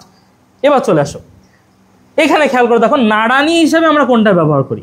নাড়ানি হিসেবে আমরা টেফলন রড ব্যবহার করি, নাড়ানিতে টেফলন রড ব্যবহার করা হয়। বোঝা গেল? চলে যাও, এরপরে বহুত কিছু পড়লাম, পড়ে এবার কাঁচপাত্র পড়লাম। এখন আমাদের জ্বালাতে হবে না, মানে তাপ দিতে হবে তো, কেমন জিনিস? তাপ দেওয়ার জন্য লাগবে কি? বার্নার। সে বার্ন করতে হবে না। এখন বার্নারের ক্ষেত্রে খেয়াল করে দেখো, 2 ধরনের শিখা আমরা মেইনলি পাবো। তোমার এখানে পড়তে হবে 2 ধরনের শিখা পাবো, অনুজ্জ্বল শিখা আর উজ্জ্বল শিখা। অনুজ্জ্বল শিখা, উজ্জ্বল শিখা, ঠিক আছে। অনুজ্জ্বল শিখা, উজ্জ্বল শিখা। এখন পরীক্ষাগারে আমরা কোনটা ব্যবহার করি? অনুজ্জ্বল শিখা আর উজ্জ্বল শিখা। দেখো সিম্পল কথা, অত কিছু দরকার নাই। তুমি বুনসেন বার্নার মনে রাখবা, দুইটা শিখা ইউজ করি আমরা। এখানে দেখো অনুজ্জ্বল শিখা, আর নিচের দিকে আছে খেয়াল করে দেখো অনুজ্জ্বল শিখা আর হচ্ছে উজ্জ্বল শিখা। পরীক্ষাগারে আমরা ব্যবহার করবো হলো অনুজ্জ্বল শিখা। অনুজ্জ্বল শিখা মনে করো আমাদের এই যে বার্নারের যে আগুন, এই ভিতরের দিকে থাকবে হচ্ছে অনুজ্জ্বল শিখা, তাহলে অন্তস্থ অনুজ্জ্বল, বুঝতে পারছো? অন্তস্থ অনুজ্জ্বল। এই অনুজ্জ্বল শিখায় কালি তৈরি হয় না। কারণ আমি যদি টেস্ট টিউবে আমি তাপ দিচ্ছি, যদি কালি তৈরি হয়ে যায় তাহলে তো খারাপ হবে না, তাহলে কালি তৈরি হয় না এই জন্য, এবং তাপ বেশি, বুঝতে পারছো? অন্তস্থ যে অনুজ্জ্বল শিখা ওখানে তাপ বেশি এবং কালি তৈরি হয় না। এই জন্যে তোমার যদি কোশ্চেন আসে পরীক্ষাগারে কোন শিখা ব্যবহার করা হয়, তাহলে মনে রাখবো পরীক্ষাগারে অনুজ্জ্বল শিখা ব্যবহার করা হয়, ঠিক আছে? আর এই অনুজ্জ্বল শিখারও মনে করে এটা মানে অনুজ্জ্বল শিখা, এইটাকে যদি আমরা জুম করি, মনে করে এই অনুজ্জ্বল শিখারও আবার দুটো ভাগ আছে, অনুজ্জ্বল শিখার আবার দুইটা ভাগ আছে, ঠিক আছে? এই যে দেখো খেয়াল করে দেখো, অন্তস্থ বিজারণ, বহিস্থ জারণ। অনুজ্জ্বল শিখার আবার দুইটা ভাগ করছে। ফার্স্টে বলছিলাম যে বুনসেন মানের দুইটা ভাগ, উজ্জ্বল, অনুজ্জ্বল। পরীক্ষাগারে কোনটা ইউজ করি? অনুজ্জ্বল। অনুজ্জ্বলের আবার দুটো ভাগ, ঠিক আছে? একটা বলতেছি অন্তস্থ বিজারণ, বহিস্থ জারণ। অন্তস্থ বিজারণ, বহিস্থ জারণ। তোমাকে পড়তে হবে এই বহিস্থ জারণ শিখার তাপমাত্রা কত। বহিস্থ জারণ শিখার তাপমাত্রা কত? ভাইয়া নজর দাও, বহিস্থ জারণ শিখার তাপমাত্রা 1570 ডিগ্রি সেলসিয়াস, বুঝতে পারছো? বহিস্থ জারণ শিখা অনেক বেশি তাপমাত্রা, তাই না? বহিস্থ জারণ শিখার তাপমাত্রা হচ্ছে 1570 ডিগ্রি সেলসিয়াস। তাহলে বুনসেন বার্নারের সর্বোচ্চ তাপমাত্রা কত? বলতেছে 1570 ডিগ্রি সেলসিয়াস। বুনসেন বার্নারের সর্বোচ্চ তাপমাত্রা কত? 1570 ডিগ্রি সেলসিয়াস। মনে থাকবে কথাটা? আচ্ছা আচ্ছা, গুরুত্বপূর্ণ কথা আমরা জানলাম। আর এরপরে দেখো, মনে করো আমরা এখন গরিব, আমাদের এখন বুনসেন বার্নার নাই, তাহলে আমরা কি করব? আমরা ল্যাম্প ইউজ করব। এই ল্যাম্প ইউজ করতে গেলে আমাদের ইউজ করতে হবে কি? মেথিলেটেড স্পিরিট দিয়ে তৈরি spirit lamp. Spirit lamp use করব, এবং স্পিরিট ল্যাম্পে কি ব্যবহার করব? Methylated spirit. মেথিলেটেড স্পিরিট মানে কি? মিথানল যুক্ত স্পিরিট, মিথানল যুক্ত রেকটিফাইড স্পিরিট, মিথানল যুক্ত রেকটিফাইড স্পিরিট। এবং রেকটিফাইড স্পিরিটের পার্সেন্টেজ দেখো, মেথিলেটেড স্পিরিট, মেথিলেটেড স্পিরিটে 95% আমরা ব্যবহার করব রেকটিফাইড স্পিরিট, 5% ব্যবহার করব মিথানল, ঠিক আছে? 100% হয়ে গেল। 95% হচ্ছে রেকটিফাইড স্পিরিট, 5% হচ্ছে ইথানল। আর রেকটিফাইড স্পিরিটটা আমরা এখন দেন যদি এর সংযুক্তিটা দেখি, খেয়াল করে দেখো, 95.6% হচ্ছে ইথানল এবং 4.4% হচ্ছে পান, ঠিক আছে? এটা তোমরা পারো, এটা খুবই গুরুত্বপূর্ণ জানতে হবে, তাই না? তাহলে রেকটিফাইড স্পিরিট। এখন খেয়াল করে দেখো, এখানেও কোন শিখা তৈরি হবে? আমরা যে পরীক্ষাগারে এটাও ইউজ করি, তাহলে এখানেও কিন্তু অনুজ্জ্বল শিখা উৎপন্ন হয়। তাহলে কোশ্চেন যদি হইলো স্পিরিট ল্যাম্পে কোন শিখা উৎপন্ন হয়? অনুজ্জ্বল শিখা। তাসলিমা খাতুন, মুনতাসির বিন Mahbub, Humaira Binte Habib, Nazmin Nahar, 1570 degree Celsius. Thank you, thank you, thank you. খেয়াল করে দেখো, বুঝতে পারছো কথাটা? তাহলে আমরা মেথিলেটেড স্পিরিটের সংযুক্তি যখন আসবে 95+, আর যখন রেকটিফাইড স্পিরিটটার ক্ষেত্রে আসবে তখন কিন্তু 95.6% ইথানল প্লাস সাথে 4.4% পান। বোঝা গেল কথাটা? এখন চলে আসো নিচের দিকে, চলে আসো পরবর্তী। আমরা টেস্ট টিউবে তাপ দিব কত ডিগ্রিতে? মনে রাখবে এই অধ্যায়ে যা কোণ আসবে মোটামুটি সবই 45 ডিগ্রি। ল্যাবরেটরি নিরাপদ ব্যবহারে যা কোণ আসবে মোটামুটি সবই কি 45 ডিগ্রি। এটা একটা কমন থিওরি মনে রাখতে পারে এই অধ্যায়ের জন্য, খুবই গুরুত্বপূর্ণ জিনিস। এরপরে আমাদের জানবো হচ্ছে পোর্সেলিন বাটি। এই পোর্সেলিন বাটিতে দেখো 1500 ডিগ্রি সেলসিয়াস পর্যন্ত তাপ দেওয়া যায়। পোর্সেলিন বাটিতে 1500 ডিগ্রি সেলসিয়াস পর্যন্ত তাপ দেওয়া যায়। খুবই গুরুত্বপূর্ণ, নজরদারি দাও, খুবই গুরুত্বপূর্ণ। রাজ অম্ল কি জিনিস? রাজ অম্ল কি জিনিস? রাজ অম্ল অ্যাকুয়ারেজিয়া, রাজ অম্ল বা অ্যাকুয়ারেজিয়া, এটা বলতেছি হচ্ছে, খেয়াল করে দেখো, রাজ অম্ল বা অ্যাকুয়ারেজিয়া এটাকে আমরা বলতেছি হচ্ছে নাইট্রিক অ্যাসিড আর হাইড্রোক্লোরিক অ্যাসিড। নাইট্রিক অ্যাসিড আর হাইড্রোক্লোরিক অ্যাসিড।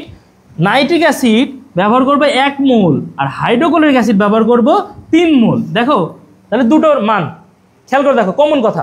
পোর্সেলিন বাটিতে আমরা সর্বোচ্চ তাপ দিতে পারি, এটা ঠিক আছে, ঠিক আছে? এখানে পোর্সেলিন বাটিতে দেখো রাজ অম্ল, তাহলে তোমার সংকেত আসবে নিচে কোনটি?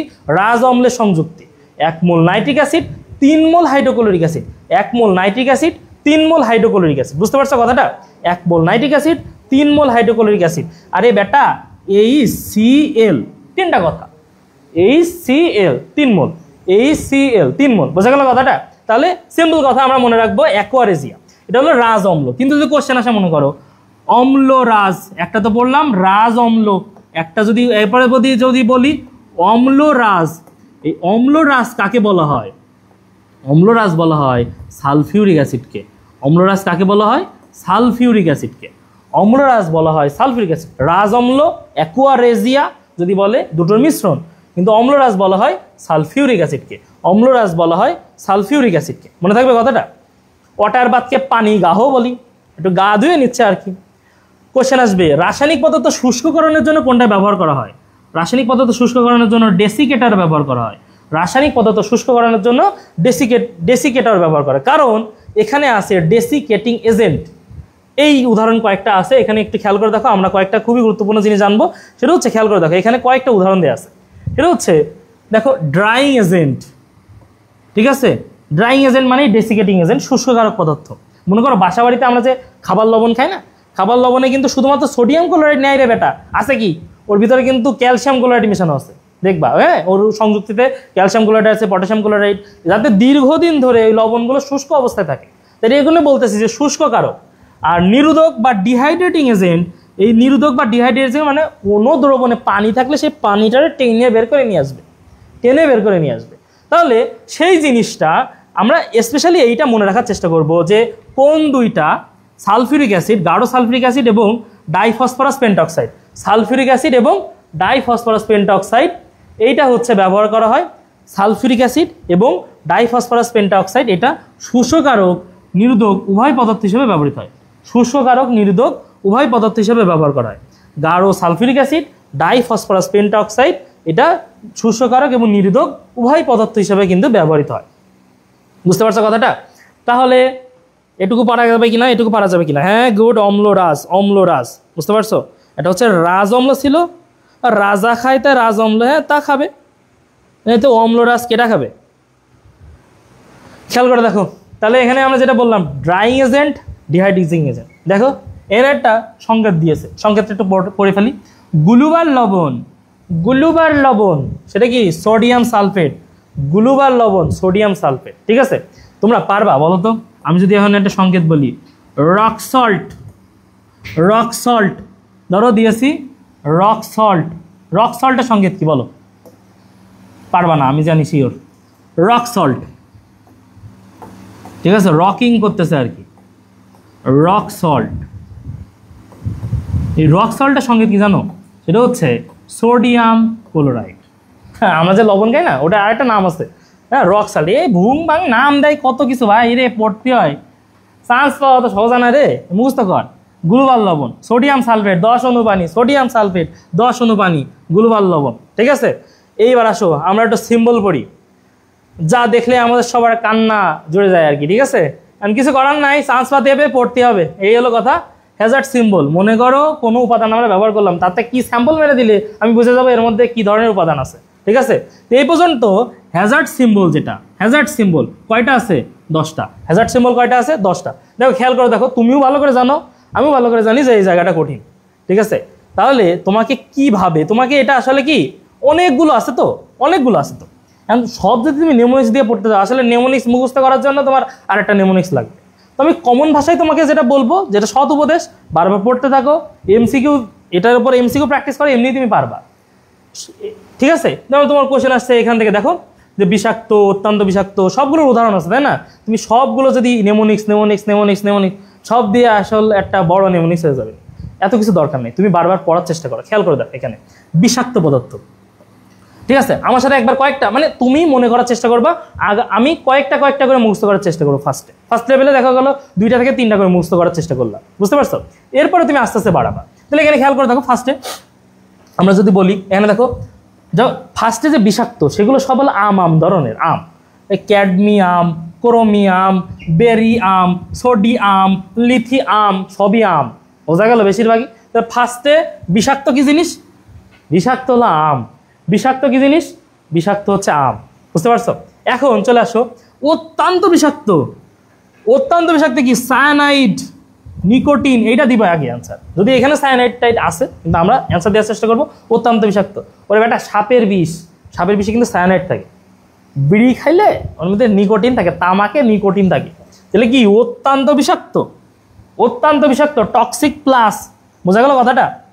খেয়াল করে দেখো, ক্ষতিকারক, ক্ষতিকারক কি আছে দেখো, খেয়াল করে দেখো, পেইন্ট কালার করলাম, ফ্লোর পলিশ নিচে মুছলাম, তাহলে পেইন্ট, ফ্লোর পলিশ এগুলো কি, এগুলো হচ্ছে ক্ষতিকারক। উত্তেজক মানে উত্তেজনা সৃষ্টি করবে, ইরিটেশন দেবে। তুমি বাজার থেকে মনে করো একটা বিশাল সাদা হওয়ার জন্য, ফর্সা হওয়ার জন্য একটা সাবান আমি কিনে এনেছি, আমি মাখবো, আমি সাদা হবো, অ্যান্ড সেই সোপ পাউডার তুমি যদি মাখো, দেখা গেলো তোমার এখন ইরিটেশন, উত্তেজনা সৃষ্টি হচ্ছে, তা কিন্তু করা যাবে না এসব জিনিস। তাহলে সোপ পাউডার, সিমেন্ট গুঁড়া, সোপ পাউডার, সিমেন্ট গুঁড়া, এটা হবে উত্তেজক। একবার বারবার পড়ে যাও, আবার রিভিশন দাও, পড়ে যাও, রিভিশন দাও, এইটা মনে রাখতে পারলেই তোমাকে এই জিনিস পারা যাবে। বুঝতে পারছো কথাটা? এত প্যারা নিও না। দাহ্য পদার্থ দেখো, আমরা সোপ পাউডার, সিমেন্ট গুঁড়া এটা যখন পড়ছিলাম উত্তেজক, আর zinc powder, zinc powder, zinc powder এটা কি হচ্ছে, দাহ্য। জিঙ্ক পাউডার দাহ্য, জিঙ্ক পাউডার দাহ্য। খেয়াল করে দেখো, আমরা দাহ্য পড়লাম, এখন মারাত্মক দাহ্য কোনটা? মারাত্মক দাহ্য বাসা বাড়িতে আমাদের যে এলপিজি সিলিন্ডার, গ্যাসের সিলিন্ডার আছে না, গ্যাসের সিলিন্ডার, ওটা কি মারাত্মক দাহ্য, মারাত্মক দাহ্য পদার্থ। সিলিন্ডার, ওর ভিতরে এলপিজি থাকে, এই যে বাইরে যে সিএনজি চলে, সিএনজি চালিত যে গ্যাস, ওগুলো মারাত্মক দাহ্য। ডাই ইথাইল ইথার, বেটা মরে গেছিস তুই, মারাত্মক, তার ডাই, মরে গেছি, ডাই মরে গেছি, তাই না? আর কি যদি বলে বিস্ফোরক, মনে কর একটা বোমা ফুটেছে, জৈব পারক্সাইড তার উদাহরণ, জৈব পারক্সাইড। আর সবার ক্ষেত্রে দেখো নাইট্রাইট, নাইট্রাইট, নাইট্রাইট, ওরে বেটা বিস্ফোরক, তার মানে তুই নেই, নাই, বিস্ফোরক নাই, মারাত্মক ডাই, বিস্ফোরক নাই। যদি আমার বিস্ফোরক বিস্ফোরণ হয় তাহলে সেটা নাই, আর যদি মারাত্মক হয় তাহলে সেটা ডাই, মরে যাব। বুঝতে পারছো কথাটা? মনে আছে কিনা তোমাদের? লিন্ডেন, এর আরেকটা নাম কি বলো তো? লিন্ডেন, এটা তোমরা জৈব যৌগিতে পড়ছো, গুরুত্বপূর্ণ জিনিস। লিন্ডেন, লিন্ডেনের আরেকটা নাম হলো গ্যামাক্সিন পাউডার, তাই না? গ্যামাক্সিন পাউডার, বেনজিন হেক্সাক্লোরাইড, কীটনাশক হিসেবে ব্যবহৃত হয়, কীটনাশক হিসেবে ব্যবহৃত হয়, ঠিক আছে? Benzene hexachloride. জারক পদার্থ, জারক পদার্থ, ক্লোরিন গ্যাস, জারক পদার্থ, ক্লোরিন গ্যাস। বেটা জারক পদার্থ তোরা যে গতদিন হচ্ছে পরিমাণগত রসায়ন পড়লাম না, তো পরিমাণগত রসায়নে দুটো জারক পদার্থ তুই শিখে রাখছে, অন্তত অন্তত দুটো তো পারবাই।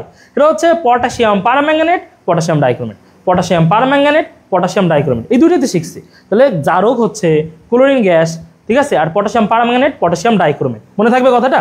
তাহলে বৃত্তের ওপর আগুনের শিখা, মনে করো এই যে গোল্লা, তোমার কোশ্চেন আসছে বৃত্তের ওপর আগুনের শিখা, এটা দিয়ে কি বোঝায়? জারক, বোঝা গেল? জারক গ্যাস, ঠিক আছে, জারক গ্যাস, বৃত্তের ওপর আগুনের শিখা। এরপর আমরা যেটা পড়বো ক্ষয়কারী। খেয়াল করে দেখো, গাঢ় অ্যাসিড আর ক্ষার, গাঢ় অ্যাসিড আর ক্ষার দ্রবণ, এইটা হবে ক্ষয়কারী। গাঢ় অ্যাসিড আর ক্ষার, এটা হবে ক্ষয়কারী। কিন্তু যদি দেয় লঘু অ্যাসিড, লঘু অ্যাসিড হলো উত্তেজনা, সোপ পাউডার, লঘু অ্যাসিড হলো উত্তেজনা, সোপ পাউডার, কিন্তু গাঢ় অ্যাসিড হচ্ছে ক্ষয়কারী, গাঢ় অ্যাসিড ক্ষয়কারী, মনে থাকবে? তেজস্ক্রিয় রশ্মি, তেজস্ক্রিয় রশ্মি জন্য আমরা কি ব্যবহার করি? ট্রিফয়েল। তেজস্ক্রিয় রশ্মির জন্য ট্রিফয়েল, তেজস্ক্রিয় রশ্মির জন্য ট্রিফয়েল ব্যবহার করি। আচ্ছা, এটা পড়লাম। দেন আমাদের এই এমএসডিএস এর ফুল মিনিংটা একটু দেখতে পারি, এমএসডিএস এর ফুল মিনিংটা একটু দেখবো, ঠিক আছে? এমএসডিএস এর full meaning material safety data sheet, এটা মনে রাখতে পারি। কিন্তু স্পেশালি যেটা পড়তে হবে, আমাদের বইয়ের পিছনে কিন্তু কোয়েশ্চেন আছে, বইয়ের পিছনে কিন্তু একটা কোয়েশ্চেন আছে, জানো না? সেটা হচ্ছে কি বলতো, এই যে নিচের কোনটি ক্ষয়কারী ও বিষাক্ত, একটা কোয়েশ্চেন আসছে এই ছক থেকে, সেটাও ভুল। হাজারিন আক্তারের বই নিয়ে কিছু ভিতরে লিখছে ক্ষয়কারী বিষাক্ত। খেয়াল করে দেখো, নিচের কোনটি ক্ষয়কারী বিষাক্ত, এখানে লেখা কি? Arsenic oxide. তোমরা খেয়াল করে দেখবা, এই অধ্যায়ের লাস্টে একটা মানে এমসিকিউ আছে, ওখানে কি লেখা? ওখানে লেখা হচ্ছে পটাশিয়াম হাইড্রক্সাইড। পটাশিয়াম হাইড্রক্সাইড একটা গাঢ় অ্যাসিড, সরি গাঢ় ক্ষার, তাই তো? পটাশিয়াম হাইড্রক্সাইড একটা গাঢ় ক্ষার, তাহলে ওটা কি হবে? ক্ষয়কারী। আমি তো কেবলই বললাম যে গাঢ় অ্যাসিড এবং গাঢ় ক্ষারের দ্রবণ, এগুলো কি হবে? ক্ষয়কারী, তাই না? তাহলে এইটা পড়ে কার মাথা মাথা ঘুরতেছে আর কি, খেয়াল করে দেখো। তাহলে আমরা কয়েকটা জিনিস পড়লাম, ঠিক আছে? তাহলে কয়েকটা জিনিস পড়লাম, খেয়াল করে দেখো। এখন এইখানে খেয়াল করে দেখো, তাহলে আমরা ফার্স্টের দিক থেকে আমরা জাস্ট যা যা পড়ছি তাই হলো, খালি একবার রিভিশন দিলেই তুমি জিনিসটা পেরে যাবা। দেখো একদম সিম্পল কয়েকটা কথা পড়লাম এখানে। ফার্স্টে বললাম আম, আম বিষাক্ত, তাহলে আম খাবি না তোরা বেটা, আমে কার্বাইড দেয়া, ক্যালসিয়াম কার্বাইড দিয়ে আম পাকাইছে, তুই খাবি? বিষাক্ত বেটা, এই জন্য আম থাকলে বিষাক্ত, শেষ। তারপর বললাম সায়ানাইড, সাপের বিষ, শালা মরে যাবি তুই, এই জন্য অত্যন্ত বিষাক্ত, বোঝা গেল? দেন হচ্ছে ক্ষতিকারক, ক্ষতিকারক রং করতে জায়গায় ক্ষতিকারক, ফ্লোর পলিশ ক্ষেত্রে ক্ষতিকারক। বললাম সোপ পাউডার, সাবান মাখ পা ফর্সা হবা, তা হবে না, ওইতে উত্তেজনা হবে কিন্তু তোমার, বোঝা গেল? তাহলে করা যাবে না, তাই তো? কিন্তু লঘু অ্যাসিড বলেছি উত্তেজক, লঘু অ্যাসিড হলো উত্তেজক, আর নিচের দিকে আমরা বললাম গাঢ় অ্যাসিড হলো ক্ষয়কারক। ঠিক আছে, গাঢ় অ্যাসিড হলো ক্ষয়কারক। দাহ্য পদার্থ জিঙ্ক পাউডার। ঠিক আছে, মারাত্মক, মরে যাবি বেটা ডাই। ঠিক আছে, মরে গেলি শেষ। আর হলো নাই হয়ে যাবি একেবারে বিস্ফোরকে। ঠিক আছে, দেন হচ্ছে পরিবেশ দূষক হচ্ছে লিনডেন, তাই না? লিনডেন। আর জারক পদার্থ হচ্ছে ক্লোরিন গ্যাস, জারক পদার্থ হচ্ছে ক্লোরিন গ্যাস। ঠিক আছে, তাহলে আমরা এটা জানলাম। আমরা পরবর্তী টপিক্সে যাব। খেয়াল করে দেখো, এগুলো জাস্ট কয়েকবার রিডিং দিলে এমনি মনে থাকে, কোনো নেমোনিক্স লাগে না ভাইয়া, কোনো নেমোনিক্স লাগে না, এমনি মনে থাকে। চলে যাও পরবর্তীতে। খুবই গুরুত্বপূর্ণ একটা কথা পড়তে হবে, সেটা হচ্ছে সোডিয়াম ধাতু আমরা সংরক্ষণ করি কিসে? সোডিয়াম ধাতু সংরক্ষণ করি হচ্ছে কেরোসিনে। সোডিয়াম ধাতু সংরক্ষণ করি কিসে? কেরোসিনে। ঠিক আছে, বলো সোডিয়াম ধাতু সংরক্ষণ করি কিসে? কেরোসিনে। ঠিক আছে, কেরোসিনের মধ্যে সংরক্ষণ করা হয় সোডিয়াম ধাতুকে। এইবার আর একটা গুরুত্বপূর্ণ জায়গা, না পড়লে চান্স মিস। দেখো তোমরা পড়বা কিনা। এই পাশের যে উপাদানগুলো আছে এইগুলো ক্ষতিকারক, বুঝতে পারছো? এই পাশের যে উপাদানগুলো আছে এগুলো ক্ষতিকারক। এর বিপরীতে আমার এই সকল উপাদান ব্যবহার করতে হবে, এই সকল উপাদান ব্যবহার করতে হবে। তাহলে খেয়াল করে দেখো, এইগুলো ক্ষতিকারক, এগুলো কি কি আছে খেয়াল করে দেখো। এটাও পড়লে মনে থাকবে, আহামরি কোনো নেমোনিক্স লাগবে না। এখানে খেয়াল করে দেখো, ক্লোরোফর্ম কার্বন টেট্রাক্লোরাইড, এটা হেক্সেন। ক্লোরোফর্ম কার্বন টেট্রাক্লোরাইড, দুইটাতে hexane. Benzene xylene, benzene xylene দুটাতে কি? টলুইন। দুটা করে আমার হয়ে গেল। আর একটা জিনিস আছে, খেয়াল করে দেখো, বিউটানল 2, সেটাতে আমরা কি ব্যবহার করবো? বিউটানল 1। বেটা 2 নম্বর জিনিস ইউজ করবি কেন? বিউটানল 1 1 নম্বর জিনিস ইউজ করবো আমরা, 2 নম্বর জিনিস ইউজ করবো কেন? 1 নম্বর জিনিস ইউজ করবো। Lead chromate, potassium carbonate, lead chromate, potassium carbonate. Potassium ব্যবহার করবো না, করবো হচ্ছে ক্যালসিয়াম। ঠিক আছে, আর হাইড্রোজেন সালফাইডের পরিবর্তে আমরা ব্যবহার করবো হচ্ছে থায়োঅ্যাসিটামাইড। হাইড্রোজেন সালফাইডের পরিবর্তে থায়োঅ্যাসিটামাইড। থায়োঅ্যাসিটামাইড কমন কথা, দেখো দুইটা ছিল হচ্ছে তোমার হেক্সেন, দুইটা ছিল টলুইন। বিউটানল 2 জায়গায় বিউটানল 1, লেড ক্রোমেটের জায়গায় পটাশিয়াম কার্বনেট, পটাশিয়ামের জায়গায় ক্যালসিয়াম, এবং হাইড্রোজেন সালফাইডের জায়গায় থায়োঅ্যাসিটামাইড। একবার পড়বা, একবার ঢাকবা, 2বার বলবা, ইজিলি মনে থাকবে। বোঝা গেল কথাটা? মাস্ট, এই জায়গায় কিন্তু পারা লাগবেই, মাস্ট। বুঝতে পারছো? এখন চলে আসো এই দিক থেকে, কয়েকটা গুরুত্বপূর্ণ কথা আমরা তোমার শেখাই। সেটা হচ্ছে, ফার্স্টে খেয়াল করে দেখো, সোডিয়াম হাইড্রোক্সাইড।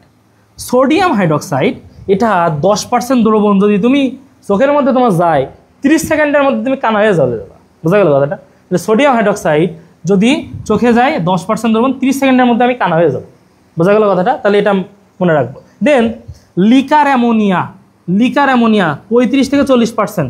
তোমার কোশ্চেন আসবে, লিকার অ্যামোনিয়া কি? 35 থেকে 40% অ্যামোনিয়া দ্রবণকে আমরা কি বলি? Liquor ammonia. 35 থেকে 40% অ্যামোনিয়া দ্রবণকে কি বলি? Liquor ammonia. বলতেছে মুহূর্তেই চোখ রক্তবর্ণ ধারণ করবে, মুহূর্তেই চোখে কানা বানাবে এটা সোডিয়াম হাইড্রোক্সাইড, আর মুহূর্তেই চোখ রক্তবর্ণ ধারণ করবে কোনটা? Ammonium hydroxide. মনে থাকবে কথাটা? আর এইটা না পারলে তোমরা তো হবেই না বেটা। সেটা হচ্ছে পেটে গেলে কোনটা পেটে গেলে ডায়রিয়া হওয়ার সম্ভাবনা 100%। মানে তুমি এইটা খাও, যার যার পেটে কৃমি আছে মনে করে, হ্যাঁ মনটা চাচ্ছে একটা পটাশিয়াম পারম্যাঙ্গানেট খাই, তাহলে ঠিক সকালবেলা দেখা যাবে হ্যাঁ একেবারে অটো চাল ধোয়া পানির মতো নির্গত হচ্ছে, এরকম একটা অবস্থা আর কি। হ্যাঁ, তাহলে পটাশিয়াম পারম্যাঙ্গানেট কি হবে? এটা ডায়রিয়া হওয়ার সম্ভাবনা 100%। বুঝতে পারছো? ডায়রিয়া হওয়ার সম্ভাবনা 100%। মনে থাকবে। ক্লোরোফর্ম হলো চেতনানাশক।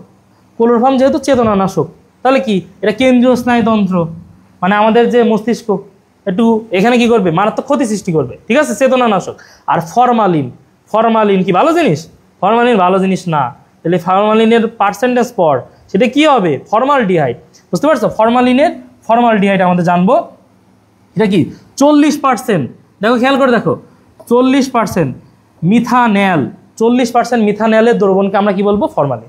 40% মিথানেলের দ্রবণকে কি বলবো? ফরমালিন। ঠিক আছে, আরেকটা জিনিস শিখবো, সেটা হচ্ছে মিথানেল বা ফর্মালডিহাইড যেটা বলি না কেন, এটা কিন্তু কিডনি নষ্ট করবে। বুঝতে পারছো কথাটা? তাহলে আরেকটা পড়বো, লিভার সিরোসিস। কোন যৌগের কারণে লিভার সিরোসিস হয়? হ্যালোজেনযুক্ত যৌগের কারণে। হ্যালোজেনযুক্ত যৌগের কারণে লিভার সিরোসিস হয়। লিভার সিরোসিস, লিভার নষ্ট হয়ে যাবে, লন্ডভন্ড হয়ে যাবে কি যৌগ? হ্যালোজেনযুক্ত যৌগের ক্ষেত্রে। ঠিক আছে, আরও কয়েকটা কথা আমরা খুবই গুরুত্বপূর্ণ, আমরা লাস্টের দিকে প্রায় চলে আসছি। সেটা হচ্ছে খেয়াল করে দেখো, মাটির লাস্টের দিকে চলে আসছে বলতে এই অধ্যায়ের লাস্টের দিকে চলে আসছে। বুঝতে পারছো? মাটির অত্যানুকূল পিএইচ কত? 7 থেকে 8। তোমরা কিন্তু রাসায়নিক মানে পরিবর্তন অধ্যায় ওখানেও কিন্তু কিছু পিএইচ পড়ছো।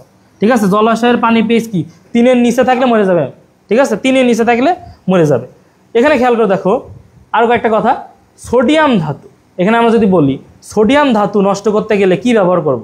সোডিয়াম ধাতু নষ্ট করতে গেলে আমার বিউটানল, মিথানল, ইথানল, তাহলে কি মিথানল, ইথানল, বিউটানল সবে আছে, প্রোপানল নাই, তাহলে অপশানে উড়িয়ে দিবে। বোঝা গেল কথাটা?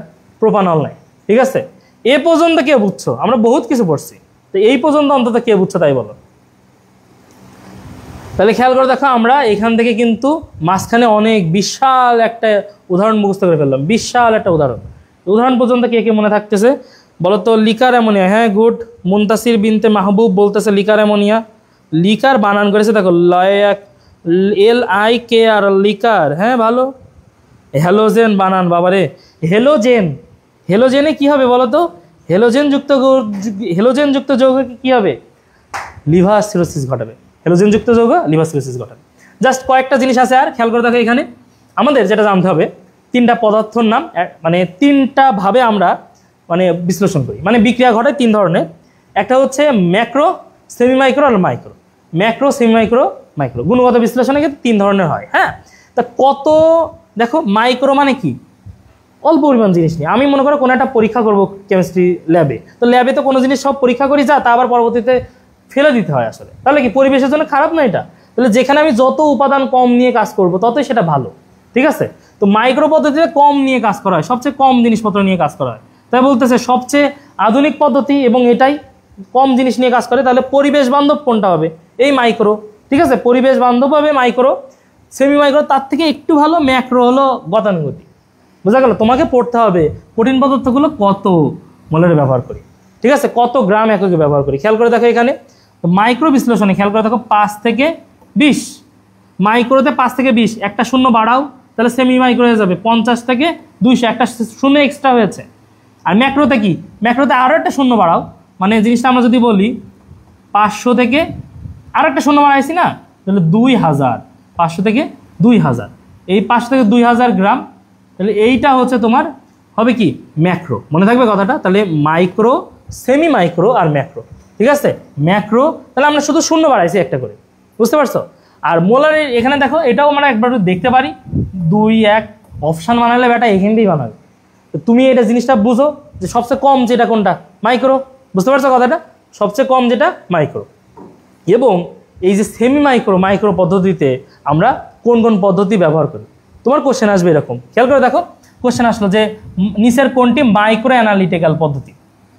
মাইক্রো অ্যানালাইটিক্যাল পদ্ধতি দেখো যতগুলো তোমার ফুল মিনিং আসবে, মনে করো এরকম আসছে HPLC, DSC, AAS, সেইটাই মাইক্রো, সবচেয়ে আধুনিক পদ্ধতি বলেছে। তাহলে যেগুলো এরকম কঠিন কঠিন জিনিস আসবে সেগুলো মাইক্রো। আর তোমার আসছে সেন্ট্রিফিউজ যন্ত্র, নিচের কোনটি সেমি মাইক্রো অ্যানালিটিক্যাল পদ্ধতির অংশ? তাহলে সেন্ট্রিফিউজ যন্ত্র আসছে। ড্রপিং টিউব, ক্যাপিলারি টিউব, এই জিনিসগুলো সেমি মাইক্রো পদ্ধতির অংশ। বোঝা গেল কোশ্চেনটা কেমন হবে? কোশ্চেনটা হবে দুই রকম, নিচের কোনটি সেমি মাইক্রো পদ্ধতির অন্তর্ভুক্ত, নিচের কোনটি মাইক্রো পদ্ধতির অন্তর্ভুক্ত। মাইক্রোর ক্ষেত্রে বললাম যে যতগুলো সব মানে এইভাবে ফুল মিনিং আসবে, বুঝতে পারছো, সেগুলোই হবে হলো অ্যান্সার। এখন চলে আসো পরবর্তীতে, একদম তার পরবর্তীতে চলে আসো। এখানে একটা গুরুত্বপূর্ণ কথা আমাদের যেটা জানতে হবে সেটা হচ্ছে এই যে মাইক্রো পদ্ধতি, ঠিক আছে, আর সেমি মাইক্রো পদ্ধতি। দেখো আমরা এখানে পার্থক্য দেওয়া আছে, একসাথে লিখে দেওয়া আছে সব, এটা খুব ভালোভাবে লেখা আছে। এখন তোমার যেটা পড়তে হবে আরেকটা কথা, সেমি মাইক্রো পদ্ধতিতে আমরা হাইড্রোজেন সালফাইডের উৎস হিসাবে, সেমি মাইক্রো পদ্ধতিতে হাইড্রোজেন সালফাইডের উৎস হিসাবে ব্যবহার করি হচ্ছে এখানে দেখো থায়োঅ্যাসিটামাইড। হাইড্রোজেন সালফাইডের পরিবর্তে কি ব্যবহার করি? থায়োঅ্যাসিটামাইড। তাহলে সেমি মাইক্রো পদ্ধতিতে হাইড্রোজেন সালফাইডের বিপরীতে আমরা কি ব্যবহার করি? থায়োঅ্যাসিটামাইড। খুবই গুরুত্বপূর্ণ কথা, সেমি মাইক্রো পদ্ধতিতে হাইড্রোজেন সালফাইডের বিকল্প হিসাবে কোনটা ব্যবহার করি? থায়োঅ্যাসিটামাইড। থায়োঅ্যাসিটামাইড, থায়ো কথাটার মানে হলো যে সালফার, থায়ো, ঠিক আছে, এই জন্য এসটা আছে এখানে। চলে আসো নিচের দিকে। এখন আমাদের পড়তে হবে, দেখো একদম কমন কথা। এখানে মনে করো তুমি এখন কেমিস্ট্রি ল্যাবে কাজ করতেছে, এখন তোমার হাতে লেগে গেছে অ্যাসিড, তোমার হাতে লেগেছে অ্যাসিড, তুমি দিবা কি? ক্ষার। তোমার হাতে লেগেছে অ্যাসিড, তুমি দিবা কি? ক্ষার। দিবা কি? 5% sodium bicarbonate, 5% sodium bicarbonate, 5% sodium bicarbonate. আর তোমার চোখে পড়েছে ক্ষার, চোখে ক্ষার চলে গেছে, তুমি কি দিবা? অ্যাসিড। তুমি কি দিবা? Acid. 5% boric acid, 5% boric acid. বুঝতে পারছো? তোমার চোখে পড়েছে হচ্ছে ক্ষার, তাহলে দিবা কি? অ্যাসিড। বোরিক অ্যাসিড দিব। হাতে লাগছে অ্যাসিড, তাহলে কি দিব? তাহলে দিব হচ্ছে ক্ষার। বুঝতে পারছো? কমন কথা। তাহলে টোটাল খেয়াল করে দেখো একদম আরেকটা গুরুত্বপূর্ণ কথা, ওই যে আমরা করোনার সময় মনে নেই একটু স্যানিটাইজার নিয়ে একটু রাবিং করতাম, তো রাবিং অ্যালকোহল কি জিনিস? রাবিং অ্যালকোহল হচ্ছে 70% আইসোপ্রোপাইল অ্যালকোহল।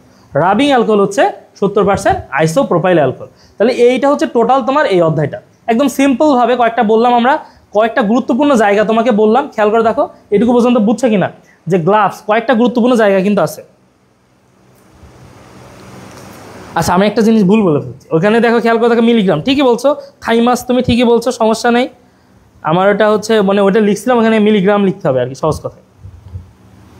বুঝছো? এ পর্যন্ত বুঝছো? ঠিক আছে, বলো তো কেরোসিন কোথায় সংরক্ষণ করি? কেরোসিন কোথায় সংরক্ষণ করি? বলে ফেলো বলে ফেলো। কেরোসিন সোডিয়াম সংরক্ষণ করি কিসের মধ্যে? এটাই বলার কথা ছিল, সেটা হচ্ছে কেরোসিনে। সব উল্টে বলেছি। এখন খেয়াল করে দেখো, তোমার কি মনে আছে যে হচ্ছে পরীক্ষাগারে কোন গ্লাভস আমরা ব্যবহার করি? পরীক্ষাগারে কোন গ্লাভস আমরা মেইনলি ব্যবহার করি? পরীক্ষাগারে কোন গ্লাভস আমরা মেইনলি ব্যবহার করি বলো? পরীক্ষাগারে কোন গ্লাভস আমরা মেইনলি ব্যবহার করি? মনে আছে? আর পরীক্ষাগারে কোন শিখাটা আমরা ব্যবহার করি? উজ্জ্বল শিখা নাকি অনুজ্জ্বল শিখা? দুইটা কথা বলবো একটা। এটা হচ্ছে পরীক্ষাগারে কোন গ্লাভস আমরা ব্যবহার করি, ঠিক আছে? অপশনের ভিতরে অনেক কিছু আছে, ল্যাটেক্স গ্লাভস, নাইট্রাইল গ্লাভস, ঠিক আছে, তারপরে রাবার গ্লাভস, ঠিক আছে, তারপরে জিটেক্স গ্লাভস, এগুলো দেওয়া আছে। এখন পরীক্ষাগারে কোনটা ব্যবহার করি, ঠিক আছে? আচ্ছা এটা বলতে থাকো, আমরা পরবর্তী অধ্যায় রাখবো, সেটা হচ্ছে কর্মমুখী রসায়ন। এই একটা ঝামেলা চ্যাপ্টার আমাদের, এইটা খুব দ্রুত এটা আমরা রিভিশন দিয়ে ফেলি। খেয়াল করে দেখো, কর্মমুখী রসায়ন কর্ম করতে হবে আর কি, তাই না? মানে এখানে তুমি দেখবা যে লিপস্টিক বানাই ফেলতেছো, গোলাপ জল বানাই ফেলতেছো, সব কিছু বানাই ফেলতেছো আর। তো ফার্স্টের দিকে খেয়াল করে দেখো, আমাদের এখানে নিরাপদ খাদ্য প্রাপ্তি, খাদ্য নিরাপত্তার ভিত্তি কয়টা? 3টা। খাদ্য নিরাপত্তার ভিত্তি কয়টা? 3টা। খাদ্য নিরাপত্তার ভিত্তি হচ্ছে 3টা। প্রাপ্তি, সামর্থ্য, ব্যবহার, সঠিক ব্যবহার। প্রাপ্তি, সামর্থ্য, সঠিক ব্যবহার। যেখানে 3টা জিনিস, সেখানে কোশ্চেন আসে কি? কোনটি নয়? যেখানে 3টা জিনিস, কোশ্চেন আসে কোনটা? কোনটি নয়। বুঝতে পারছো কথাটা? এটাই। তাহলে সেই হিসাবে জানতে হবে। এরপরে আমাদের একটু খাবারের উপাদান, যেহেতু মানুষ এটা বেশি খায়, তাহলে ফসল উৎপাদন একটু ভালো হয় যাতে, সেটার জন্য বিভিন্ন সার আমরা ইউজ করব। 3 ধরনের সার ইউজ করি। একটা হচ্ছে নাইট্রোজেনযুক্ত সার, ফসফরাসযুক্ত সার, পটাশিয়ামযুক্ত সার। নাইট্রোজেনযুক্ত সার ইউরিয়া, পটাশযুক্ত সার ফসফরাস, ফসফেটযুক্ত সার। বুঝতে পারছো?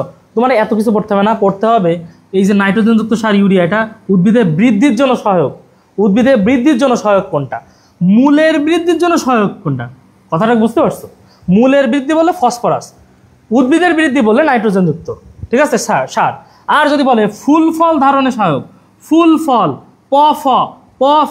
ফুল ফল, বুঝতে পারছো? পটাশিয়ামে ফুল ফল ধারণে সহায়ক। কমন কথা, বুঝতে পারছো? তাহলে আমরা পড়লাম খাদ্য নিরাপত্তার ভিত্তি হচ্ছে 3টা।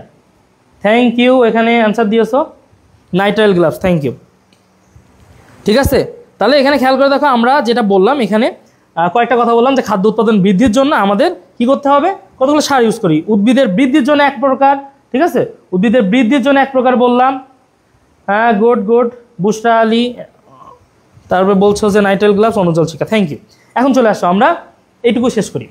তাহলে আমরা বললাম যে বৃদ্ধির জন্য হলো ইউরিয়া সার ব্যবহার করবো, নাইট্রোজেনযুক্ত। মূলের বৃদ্ধিতে হলো ফসফরাস, পটাশিয়ামের ক্ষেত্রে বললাম হচ্ছে তোমার ফুল ফল ধারণের সহায়ক। এখন চলে আসো নিচের দিকে। মানে সহজ কথায় আমরা এখানে খেয়াল করে দেখো, এই যে 3টা জিনিস, নাইট্রোজেনযুক্ত সার, ফসফরাসযুক্ত সার এবং পটাশিয়ামযুক্ত সার ইউজ করছি। আরেকটা গুরুত্বপূর্ণ কথা তোমাকে তো বলেই দিয়েছিলাম, ওই যে সে ক্যালসিয়াম কার্বাইড, আম বলেছিলাম না বিষাক্ত, কারণ কি? এই কার্বাইড দিয়ে পাকাইছে, তাই ক্যালসিয়াম কার্বাইড দিয়ে পাকানো হয়েছে। তাহলে ফল পাকানোর জন্য কোনটা ব্যবহার করে? যেটা খারাপ, সেটা হচ্ছে ক্যালসিয়াম অক্সাইড, এই ক্যালসিয়াম কার্বাইড হলো খারাপ। বুঝতে পারছো কথাটা? এখন চলে আসো, এখন আমাদের যেটা পড়তে হবে সেটা হচ্ছে বিভিন্ন ধরনের ভিটামিন। তুমি এমনিতেই ভিটামিনগুলোর নাম, এগুলো যে রাসায়নিক নাম, এটা পড়তে হবে, খুবই গুরুত্বপূর্ণ কিন্তু, ঠিক আছে? বিশেষ করে ভিটামিন এ কি? রেটিনল হইতে পারে বিটা ক্যারোটিন, মানে ভিটামিন এ যাতে আমরা উদ্ভিদে পাবো, উদ্ভিদে হলো বিটা ক্যারোটিন। আর প্রাণী যে খাবার দাবার খেয়ে, মাছ মাংস ডিম সব খেয়ে যেটা পায় সেটা হলো রেটিনল। বুঝতে পারছো? যত সব কালারফুল জিনিস আছে, সবজিগুলো সবই দেখা যাবে ভিটামিন ই, ঠিক আছে? তো আমাদের পড়তে হবে ভিটামিন ই না খেলে কি হবে? আমার চোখের রড কোষ তৈরি হবে না, কানা হয়ে যাবো, রাত কানা। বোঝা গেল? তাহলে ভিটামিন, এরপরে আমরা খুবই গুরুত্বপূর্ণ এটা আসে সায়ানোকোবালামিন। ভিটামিন B12 আরেকটা নাম কি? সায়ানোকোবালামিন, ঠিক আছে? তোমার কি মনে আছে আমাদের কোলন, ঠিক আছে, বৃহদন্ত্রে বাসকারী যে ব্যাকটেরিয়া, সেগুলো কিন্তু কি তৈরি করে? ভিটামিন B12 আর ভিটামিন K, এগুলো তৈরি করে, তাই না? ভিটামিন সি যেটা ascorbic acid, vitamin C ascorbic acid, এটা দিয়ে কি তৈরি হবে? স্কারভি, অ্যাসকর্বিক অ্যাসিড স্কারভি, তাই না? আর যেটা বললাম এই ভিটামিন B12 সায়ানোকোবালামিন রক্ত শূন্যতা, সায়ানোকোবালামিন কি করে? রক্ত শূন্যতা তৈরি করে, ঠিক আছে? তাহলে কমন কয়েকটা কথা পড়লাম, এটা হচ্ছে রাত কানা, ঠিক আছে, ভিটামিন এ, তারপর বললাম হচ্ছে সায়ানোকোবালামিন রক্ত শূন্যতা, আর স্কারভি বললাম হচ্ছে ভিটামিন সি। বুঝতে পারছো? এখন তোমাকে যেটা পড়তে হবে, খাবার নষ্ট হয়ে যাবে কেন? খাবার নষ্ট হয়ে যাওয়ার 3টা কারণ। খাবার নষ্ট হয়ে যাওয়ার কয়টা কারণ? খাবার নষ্ট হয়ে যাওয়ার 3টা কারণ আছে। খাবার নষ্ট হয়ে যাওয়ার 3টা কারণ, এটা হলো জীবাণু এবং বিভিন্ন যে খাবারের মধ্যে যে এনজাইমগুলো আছে ওগুলো জারণ বিজারণ বিক্রিয়া ঘটাচ্ছে, জারণ বিজারণ বিক্রিয়া ঘটাচ্ছে, মনে রাখবা, নোটিট। আর একটা ধাতবায়ন, ওই যে আমরা কতগুলো অবস্থান্তর মৌলের নাম জানি না, ঠিক আছে, অবস্থান্তর মৌল ডি ব্লকের, ওই অবস্থান্তর মৌলগুলো ধাতবায়নগুলো ওগুলো কি পড়েছি না যে অবস্থান্তর মৌলগুলো কি, ঠিক আছে, ওটাও কিন্তু মনে করো ওরা নিজেরার মধ্যে জারণ বিজারণ ঘটাচ্ছে, ওরাও জারণ বিজারণ ঘটাচ্ছে। তাহলে খেয়াল করে দেখো, জীবাণু, এনজাইম আর ধাতবায়ন, জীবাণু, এনজাইম আর ধাতবায়ন, এইগুলো হলো খাবার নষ্ট হওয়ার মূল কারণ। তাহলে আমরা খাবার যদি ভালো রাখতে হয় তাহলে এইগুলো যাতে মানে নষ্ট করতে পারি, মানে এইগুলো যাতে কাজ না করতে পারে সেটা আমাদের ব্যবস্থা করতে হবে। সহজ কথা হচ্ছে এটা, ঠিক আছে? তাহলে জীবাণু মানে এখানে দেখো, তাহলে যদি কোশ্চেন আসে জীবাণু, এনজাইম, ধাতবায়ন এবং এই অক্সিজেন, অক্সিজেনের সংযোগ কি? জারণ, মনে থাকবে, অক্সিজেনের সংযোগ জারণ। এই জন্য বলছে খাদ্য পচনে অন্যতম সহায়ক কোনটা? অক্সিজেন। বুঝতে পারছো কথাটা? এখন তাহলে ওইগুলো যাতে কাজ না করতে পারে সেটাই আমার ব্যবহার করতে হবে, যে জীবাণু, এনজাইম বা এই যে ধাতবায়নের উপস্থিতিতে যাতে জারণ বিজারণটা না হয়, তার জন্য আমাদের যেটা মনে রাখতে হবে সেটা হচ্ছে আমরা খাবার কি করি? ফ্রিজের মধ্যে রাখি, তাই না? তাহলে ফ্রিজের মধ্যে রাখলে ফ্রিজে কিন্তু 2টা চেম্বার আছে, তাই না? উপরে এবং নিচে, যাই হোক উপর নিচে যাই থাকুক না কেন 2টি চেম্বার, একটা হলো ডিপ ফ্রিজ আর একটা হচ্ছে এমনি নর্মাল ফ্রিজ আমরা যেটা বলি। তো এই নর্মাল ফ্রিজ বা ফ্রিজিং এটার ক্ষেত্রে খেয়াল করে দেখো, এটার ক্ষেত্রে 0 থেকে 60 ডিগ্রি সেলসিয়াস তাপমাত্রায় সংরক্ষণ করা হয়। আর ডিপ ফ্রিজের ক্ষেত্রে কত? -5 থেকে 18 ডিগ্রি সেলসিয়াস, -5 থেকে 18 ডিগ্রি সেলসিয়াস। বুঝতে পারছো? তাহলে আমরা ওইগুলা যে 3টা জিনিস বললাম, খাবার যে নষ্ট হওয়ার, জীবাণু, এনজাইম এবং ধাতবায়ন, এগুলো কাজ না করার জন্য আমরা অনেকগুলো খাদ্য সংরক্ষণশীলের কৌশল শিখছি। এটা হচ্ছে শীতলীকরণ, অনেক সময় আমরা শুকাই ফেলবো, ঠিক আছে, কেস হার্ডেনিং বলে। এই যে শুটকি মাছ কি করে, একদম শুকাই ফেলে না, তাহলে ওর ভিতরে তো কোনো আসলে পানি থাকে না এবং তাদের ফলে কোনো বিক্রিয়া হয় না, এটা খুব দ্রুত মানে ওটা নষ্টও হয় না, এটা হলো কথা। আর আমরা লবণ নিয়ে মনে করো আচার তৈরি করে এরকম বিভিন্ন পদ্ধতির মাধ্যমে এটা মনে করো আমরা সংরক্ষণ করতে পারি খাবারটা। এখন চলে আসো আমাদের বিভিন্ন ধরনের ফুড প্রিজারভেটিভস আমরা ইউজ করি কিন্তু, ঠিক আছে, ওই যে খাবার সংরক্ষণ করতে হবে, তাহলে প্রাকৃতিকভাবে কিছু প্রিজারভেটিভস এমনি আছে আমাদের, আর রাসায়নিকভাবে কিছু প্রিজারভেটিভস আছে, প্রাকৃতিক আর রাসায়নিক। প্রাকৃতিক তো তোমাদের চেনা উচিত, প্রাকৃতিক কি জিনিস? এই যে বিভিন্ন মশলা, ঠিক আছে, বিভিন্ন জিনিস কিন্তু আমরা এমনি চিনি, আমাদের পড়তে হবে যেটি এক্সট্রা জিনিস। দেখো এখানে লবণ, চিনি, মশলা, এগুলো প্রাকৃতিক জিনিস। চিনি না যেগুলো সেগুলো একটু একবার পড়তে পারি, যেমন সাইট্রিক অ্যাসিড, ওরে সাইট্রিক অ্যাসিড টক ফলে থাকবে, তাই না? Citrus juice, rosemary, castor oil, একবার একটু দেখতে পারি। নিচের মানে কোশ্চেন আসবে নিচের কোনটি প্রাকৃতিক ফুড প্রিজারভেটিভস নয়, বা নিচের কোনটি প্রাকৃতিক ফুড প্রিজারভেটিভস। বুঝতে পারছো কথাটা? এই কথাটুকু জানলে হচ্ছে। দেন পড়তে হবে খাদ্য লবণ নিয়ে। যদি আমরা দেখো লবণের 7 থেকে 8% দ্রবণ, 7 থেকে 8% দ্রবণ নিয়ে যদি খাবারটা সংরক্ষণ করি, এটাকে বলে কিউরিং।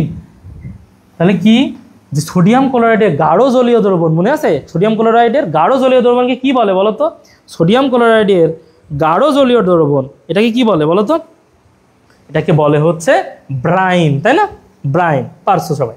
এখন চলে আসো, তাহলে আমরা প্রাকৃতিক ফুড প্রিজারভেটিভস কোনটি, এটাই হলো কোশ্চেন আসবে ফার্স্টে, ঠিক আছে? সেটাই হিসেবে আমাদের উদাহরণ পড়তে হবে। আর কিউরিংয়ের বিষয়টা 7 থেকে 8%, এটা একটু মেনলি আমরা মনে রাখবো, ঠিক আছে? আর আমাদের এই যে দ্য গ্রেট ভিনেগার, এই একটা জিনিসে তো পারো শালা, পরীক্ষার সময় তোমাদের তো এইটুকুই ছিল, তো তোমরা তো এই ভিনেগারটুকুই পারো ভালো। সেটা হচ্ছে কি, অ্যাসিডিক অ্যাসিডের 6 থেকে 10% জলীয় দ্রবণ, এটাকে আমরা বলি সিরকা বা ভিনেগার, তাই না? ভিনেগার। তো এটা যা দরকার নেই, এটাও কিন্তু একটা প্রাকৃতিক ফুডস প্রিজারভেটিভস।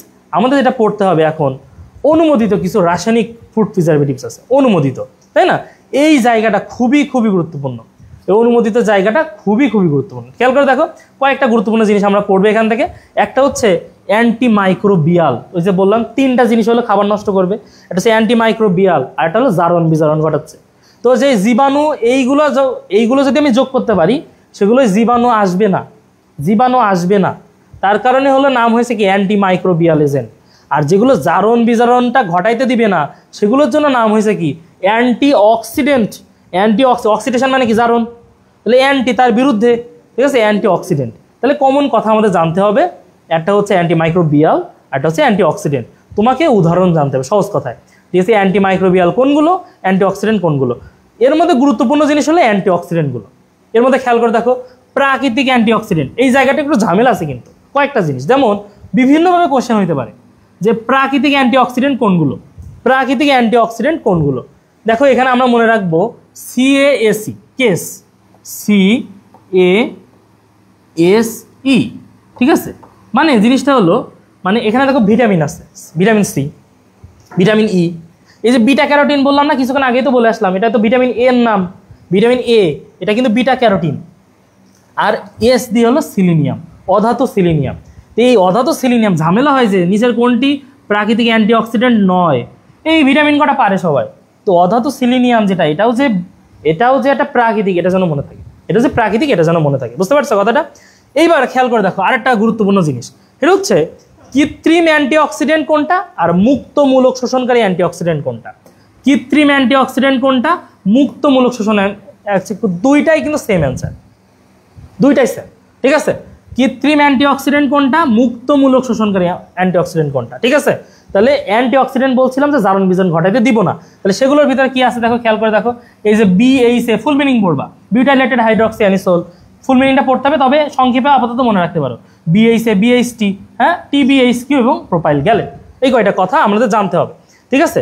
আর অক্সিজেন শোষণকারী অ্যান্টিঅক্সিডেন্ট কোনটা, অক্সিজেন শোষণকারী দেখো CE সালফাইড, CE সালফাইড। এই তো ঝামেলা কিন্তু এই জায়গাটা, বুঝতে পারছো তুমি, যে একবার আসবে তোমার প্রাকৃতিক অ্যান্টিঅক্সিডেন্ট কোনটা, বুঝতে পারছো, প্রাকৃতিক অ্যান্টিঅক্সিডেন্ট। কৃত্রিম আর মুক্তমূলক শোষণকারী বললাম একই জিনিস, ঠিক আছে, সেটা হচ্ছে BHA, BHT, TBHQ, মানে এইচ থাকবে, সাথে এই যে প্রোপাইল গ্যালেটটা আছে, প্রোপাইল গ্যালেটটা আছে। আর অক্সিজেন শোষণকারী ক্ষেত্রে CE থাকতেছে, সাথে সালফাইড লবণ। আর একটা জিনিস তাহলে তোমাকে জানতে হবে, সেটা হচ্ছে যে কোন কোন তাহলে ভিটামিন অ্যান্টিঅক্সিডেন্ট হিসেবে কাজ করতেছে, কোন কোন ভিটামিন তাহলে অ্যান্টিঅক্সিডেন্ট কাজ করতেছে, সব মিলায় ভিটামিন A, ভিটামিন C আর ভিটামিন E, তাই না। ভিটামিন A, ভিটামিন C আর ভিটামিন E, এই তিনটা হলো অ্যান্টিঅক্সিডেন্ট হিসেবে কাজ করতেছে।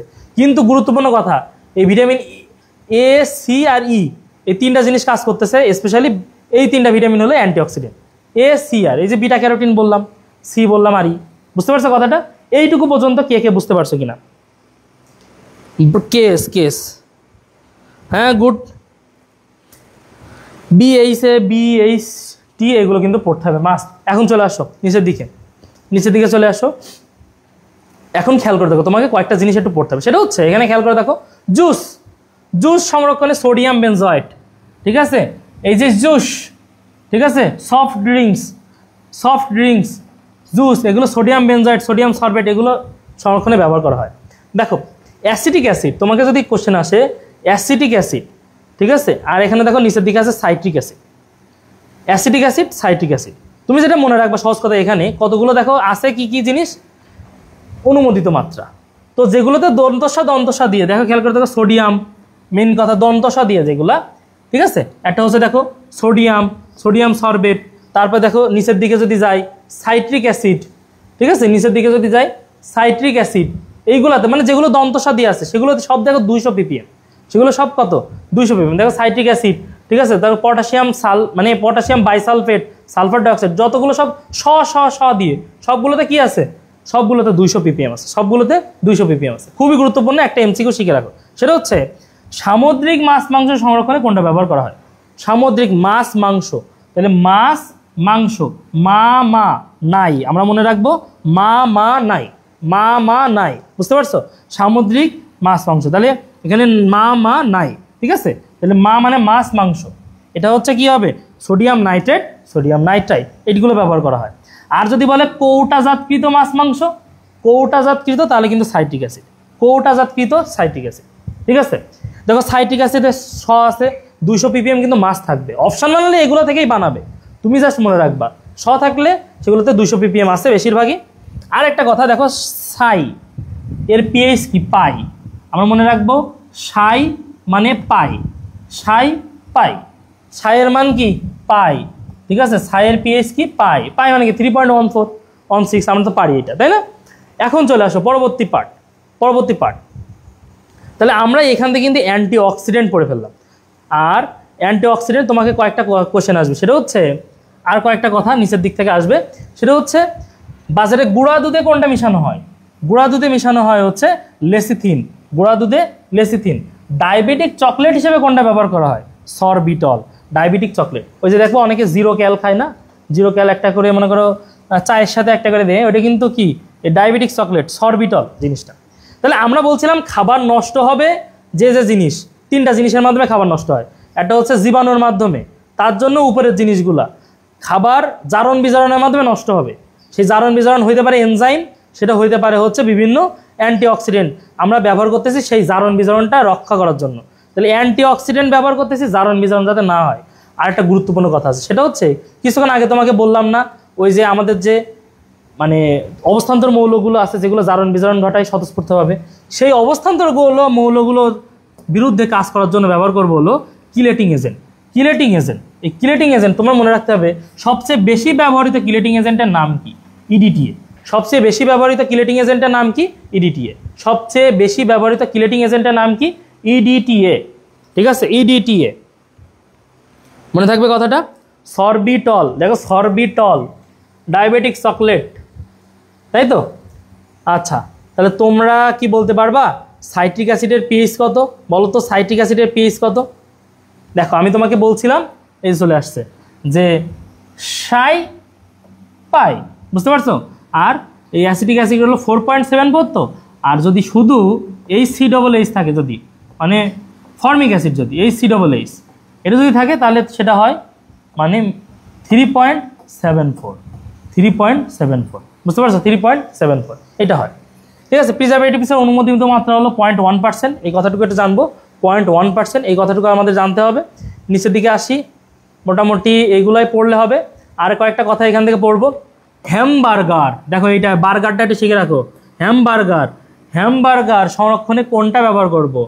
পটাশিয়াম ব্রোমেট। তাহলে হ্যামবার্গার, হ্যামবার্গার কে বিআর হচ্ছে বার্গারের বিআর, এতে তো আছে বিআর, মনে থাকবে ইজিলি আশা করি। ঠিক আছে, এখন চলে আসো নিচের দিকে। কোটাজাত করতে হবে সব ফল, মনে রাখবা আমরা কোটাজাত করবো, আমরা এখানে একসাথে সবগুলো লেখা আছে আর কি। কোটাজাত করতে হবে, খাবার কোটাজাত করার ক্ষেত্রে ফল কোটাজাতের বিষয় আছে। তো যত সব ফল আছে, যত সব ফল আছে পেয়ারা বাদ দিয়ে, কি বললাম? যত সব ফল আছে পেয়ারা বাদে সকল ফলে সাইট্রিক অ্যাসিড হলো 0.25%, বুঝতে পারছো কথাটা? যত সব ফল আছে সাইট্রিক অ্যাসিডের ক্ষেত্রে মান হবে পেয়ারা বাদে হচ্ছে 0.25%, বুঝতে পারছো কথাটা? আর পেয়ারার ক্ষেত্রে তাহলে কত? 0.06, 0.06। আর চিনিগুলোর ক্ষেত্রে খেয়াল করে দেখো, সকল ফলে চিনি আছে 30 থেকে 40%, 30 থেকে 40%, মানে 40 থাকবেই তোমার। কিন্তু পেয়ারাতে আছে কত? 10। তাহলে বললাম সকল ফলে, ঠিক আছে, পেয়ারা বাদে সাইট্রিক অ্যাসিড হচ্ছে 0.25% এক্সেপ্ট পেয়ারা। পেয়ারাতে বললাম কি, পেয়ারা বাদে সেটার জন্য বললাম পেয়ারাতে 0.06।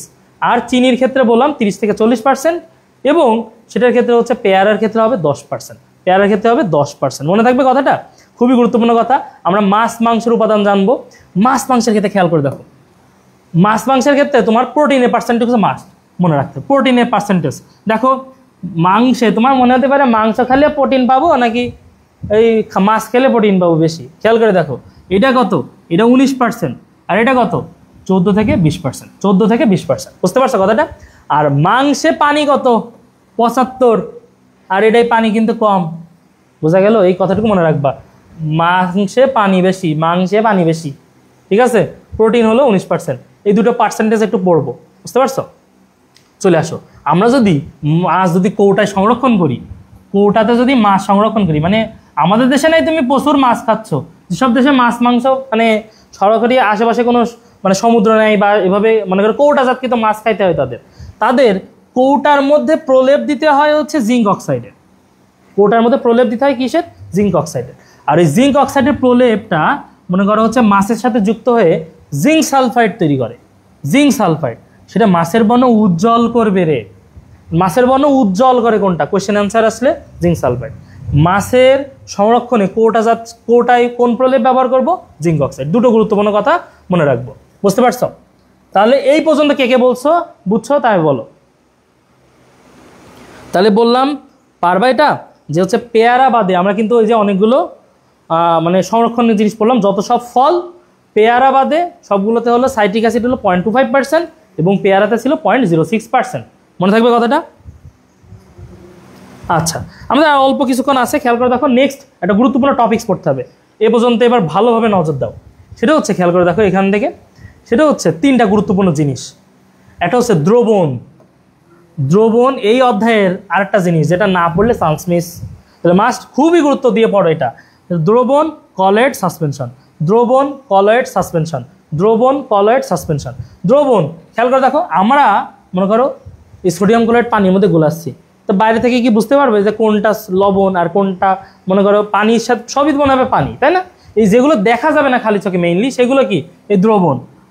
এগুলোর কণার ব্যাস দেখো 2 ন্যানোমিটার, সহজ কথায়। আর কলয়েডের ক্ষেত্রে 2 থেকে 500, আর 500-র বেশি হলে তখন সাসপেনশন হয়ে যায়। 500-র বেশি হলে কি হয়ে যায়? সাসপেনশন। বুঝতে পারছো? তাহলে দ্রবণ, কলয়েড, সাসপেনশন। 2 থেকে 500, 500-র বেশি। 2 থেকে 500, 500-র বেশি। ঠিক আছে? এইটা খুবই গুরুত্বপূর্ণ, তোমার উদাহরণ মুখস্থ করতে হবে মাস্ট।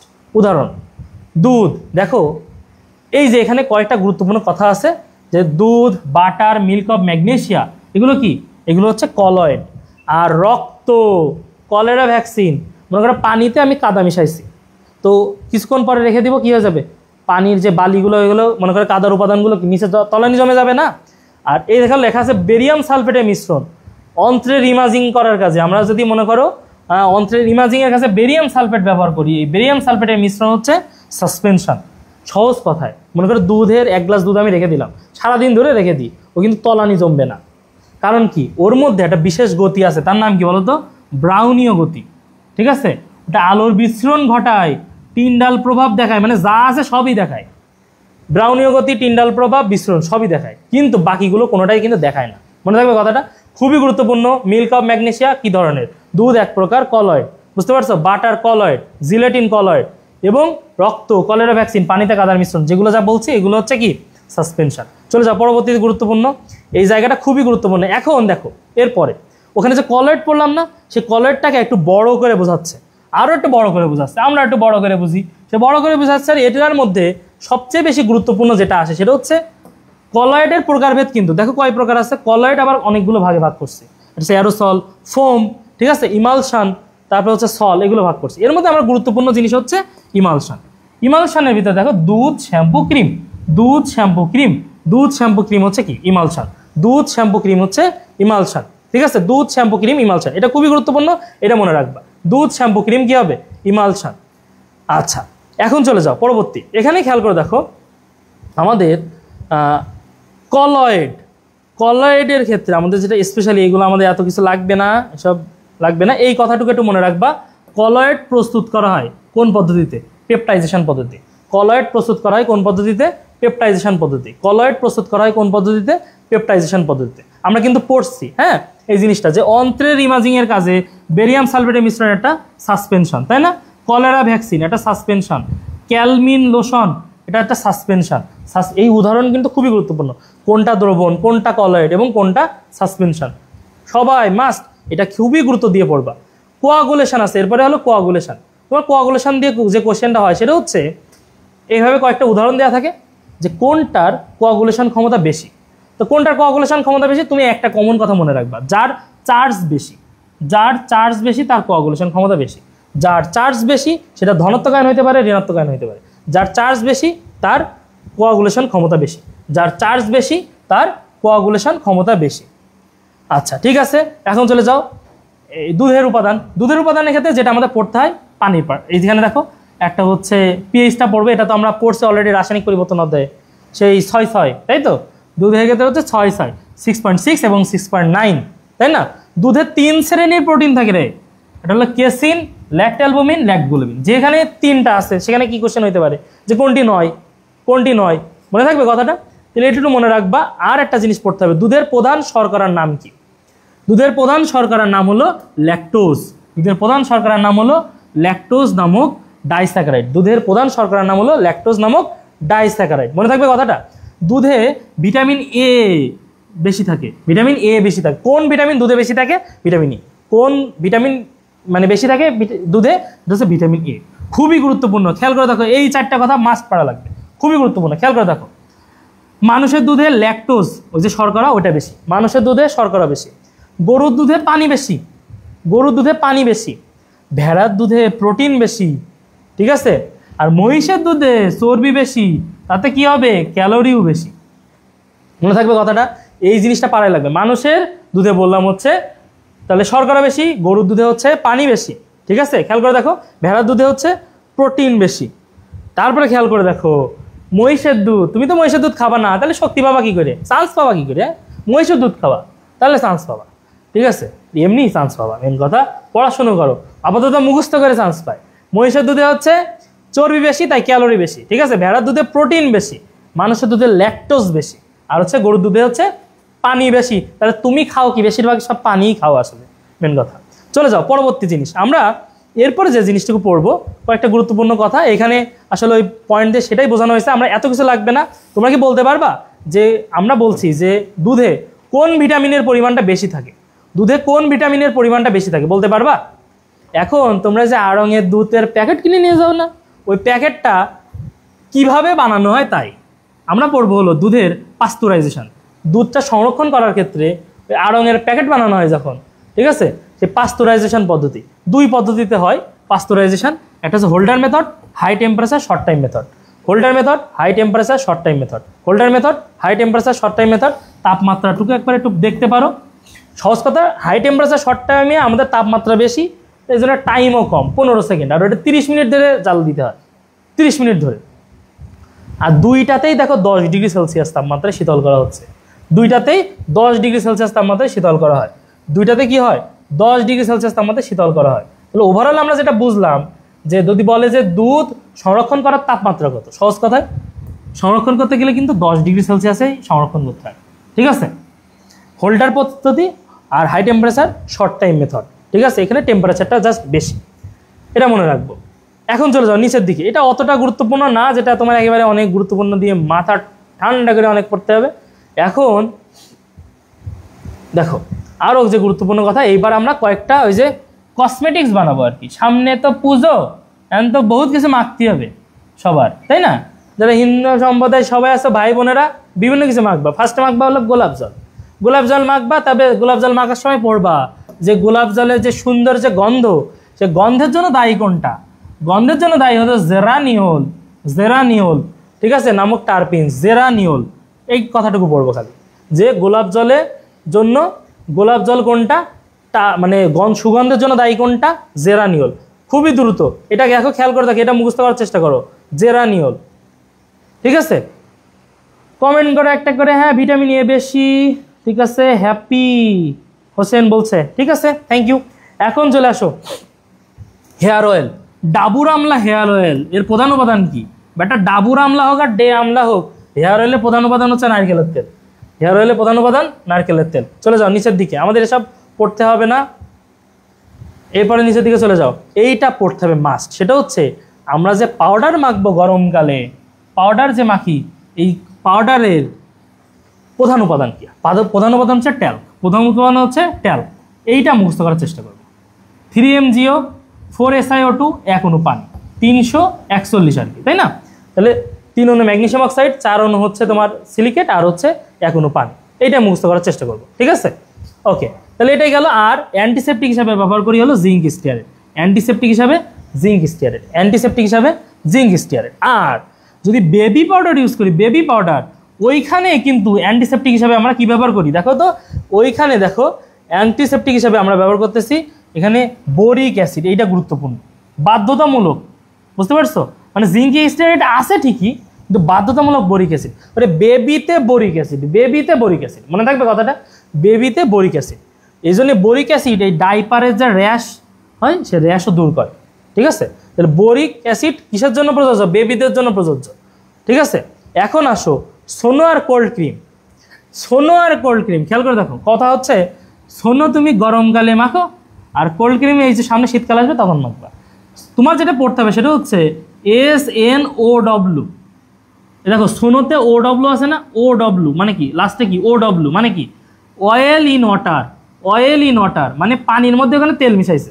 আর কোল্ড ক্রিমে উল্টা, কোল্ড ক্রিমে উল্টা, ওয়াটার ইন অয়েল। মনে থাকবে কথাটা, কোল্ড ক্রিমে উল্টা, আর হচ্ছে স্নো ক্রিমে হচ্ছে বলছি যে স্নো লাস্টে অয়েল ইন ওয়াটার, সহজ কথা।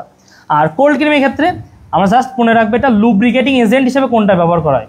কোল্ড ক্রিমে লুব্রিকেটিং এজেন্ট হিসেবে কোনটা ব্যবহার করা হয়? তরল প্যারাফিন। খুবই গুরুত্বপূর্ণ, স্টার মেরে রাখো 100 স্টার। যে কোল্ড ক্রিমে লুব্রিকেটিং এজেন্ট হিসেবে কোনটা ব্যবহার করা হয়? কোল্ড ক্রিমে লুব্রিকেটিং এজেন্ট হিসেবে তরল প্যারাফিন ব্যবহার করা হয়, তরল প্যারাফিন। লিপস্টিকের মূল উপাদান কি বেটা? মোম।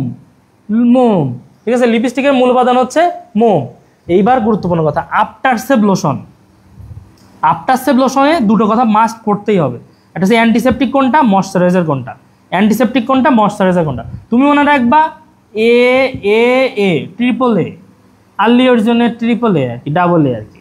এখন আফটার সেভ লোশন হচ্ছে, দেখো আফটারে এ, অ্যান্টিসেপটিকে এ, আর অ্যালকোহল, মনে থাকবে কথাটা, ডিন্যাচার্ড অ্যালকোহল 40 ব্যবহার করি এখানে, ডিন্যাচার্ড অ্যালকোহল 40। আর ময়শ্চারাইজার হিসাবে ব্যবহার করি হলো গ্লিসারিন, ময়শ্চারাইজার হিসাবে গ্লিসারিন। আফটার সেভ লোশনে অ্যান্টিসেপটিক হিসাবে ডিন্যাচার্ড অ্যালকোহল, আর ময়শ্চারাইজার হিসাবে হচ্ছে গ্লিসারিন। আমরা একদম লাস্টের দিকে চলে আসছি প্রায়, আর কয়েকটা তথ্য আসলেই, তথ্য জানলে আমাদের হয়ে যাবে। সেটা হচ্ছে কি, মেহেদি পাতা। দেখো লাস্টের দিকে একটু খুবই গুরুত্বপূর্ণ, একটু নজরদারি করো সবাই মাস্ট। এখানে খেয়াল করে দেখো যে হচ্ছে মেহেদি পাতা। মেহেদি পাতার ক্ষেত্রে দেখো লসুন, প্রধান উপাদান কি? লসুন। মেহেদি পাতার প্রধান উপাদান হচ্ছে লসুন, এইটাই পড়বো। গ্লাস ক্লিনার হিসেবে প্রধানত কোনটা ব্যবহার করা হয়? 28% অ্যামোনিয়া দ্রবণ বা লিকার অ্যামোনিয়া। আমরা কিন্তু এটা ওই আগের অধ্যায়ে পড়ছিলাম, তাই না? লিকার অ্যামোনিয়া হচ্ছে গ্লাস ক্লিনার হিসেবে ব্যবহৃত হয়। দেখো তো ওখানে লিকার অ্যামোনিয়ার পার্সেন্টেজ কত ছিল বলো তো? লিকার অ্যামোনিয়ার পার্সেন্টেজ কত ছিল ওখানে? 35 থেকে 40%। আর এখানে 28% দ্রবণ আছে লিকার অ্যামোনিয়া, এটাই ব্যবহার করা হয়। এখন এরপরে দেখো, খেয়াল করে দেখো, এটা হচ্ছে টয়লেট ক্লিনারের প্রধান উপাদান কি? Caustic soda. ঠিক আছে, টয়লেট ক্লিনারের প্রধান উপাদান কস্টিক সোডা বা সোডিয়াম হাইড্রক্সাইড। আমরা কিন্তু গ্লাস ক্লিনারে সোডিয়াম হাইড্রক্সাইড ব্যবহার করব না, কারণ এই সোডিয়াম হাইড্রক্সাইড গ্লাসের সাথে মানে কাঁচের সাথে বিক্রিয়া করে ফেলবে, এই জন্য। ঠিক আছে, টয়লেট ক্লিনারে আমরা ব্যবহার করি। টয়লেট ক্লিনারে আর একটা গুরুত্বপূর্ণ কথা আমাদের পড়তে হবে, সেটা হচ্ছে এই যে সুগন্ধ মানে দুর্গন্ধনাশক সেও কোনটা ব্যবহার করবে? সেটা হচ্ছে ফেনল। দুর্গন্ধনাশক হিসেবে টয়লেট ক্লিনারে কোনটা ব্যবহার করা হয়? ফেনল। আর খেয়াল করে দেখো, ব্লিচিং এজেন্ট তো ব্লিচিং পাউডার ইউজ করা হবেই, এই তো ব্লিচিং পাউডারের সঙ্গে, এটা তুমি পারবা আমি জানি, কিন্তু মনে রাখবা দুর্গন্ধনাশক হিসেবে কোনটা ব্যবহার করা হয়? সেটা হচ্ছে ফেনল। দুর্গন্ধনাশক হিসেবে ফেনল। গ্লাস ক্লিনার ব্যবহার করা হয়, আমরা বললাম গ্লাস ক্লিনার হিসেবে ব্যবহার করা হচ্ছে লিকার অ্যামোনিয়া, তাই না?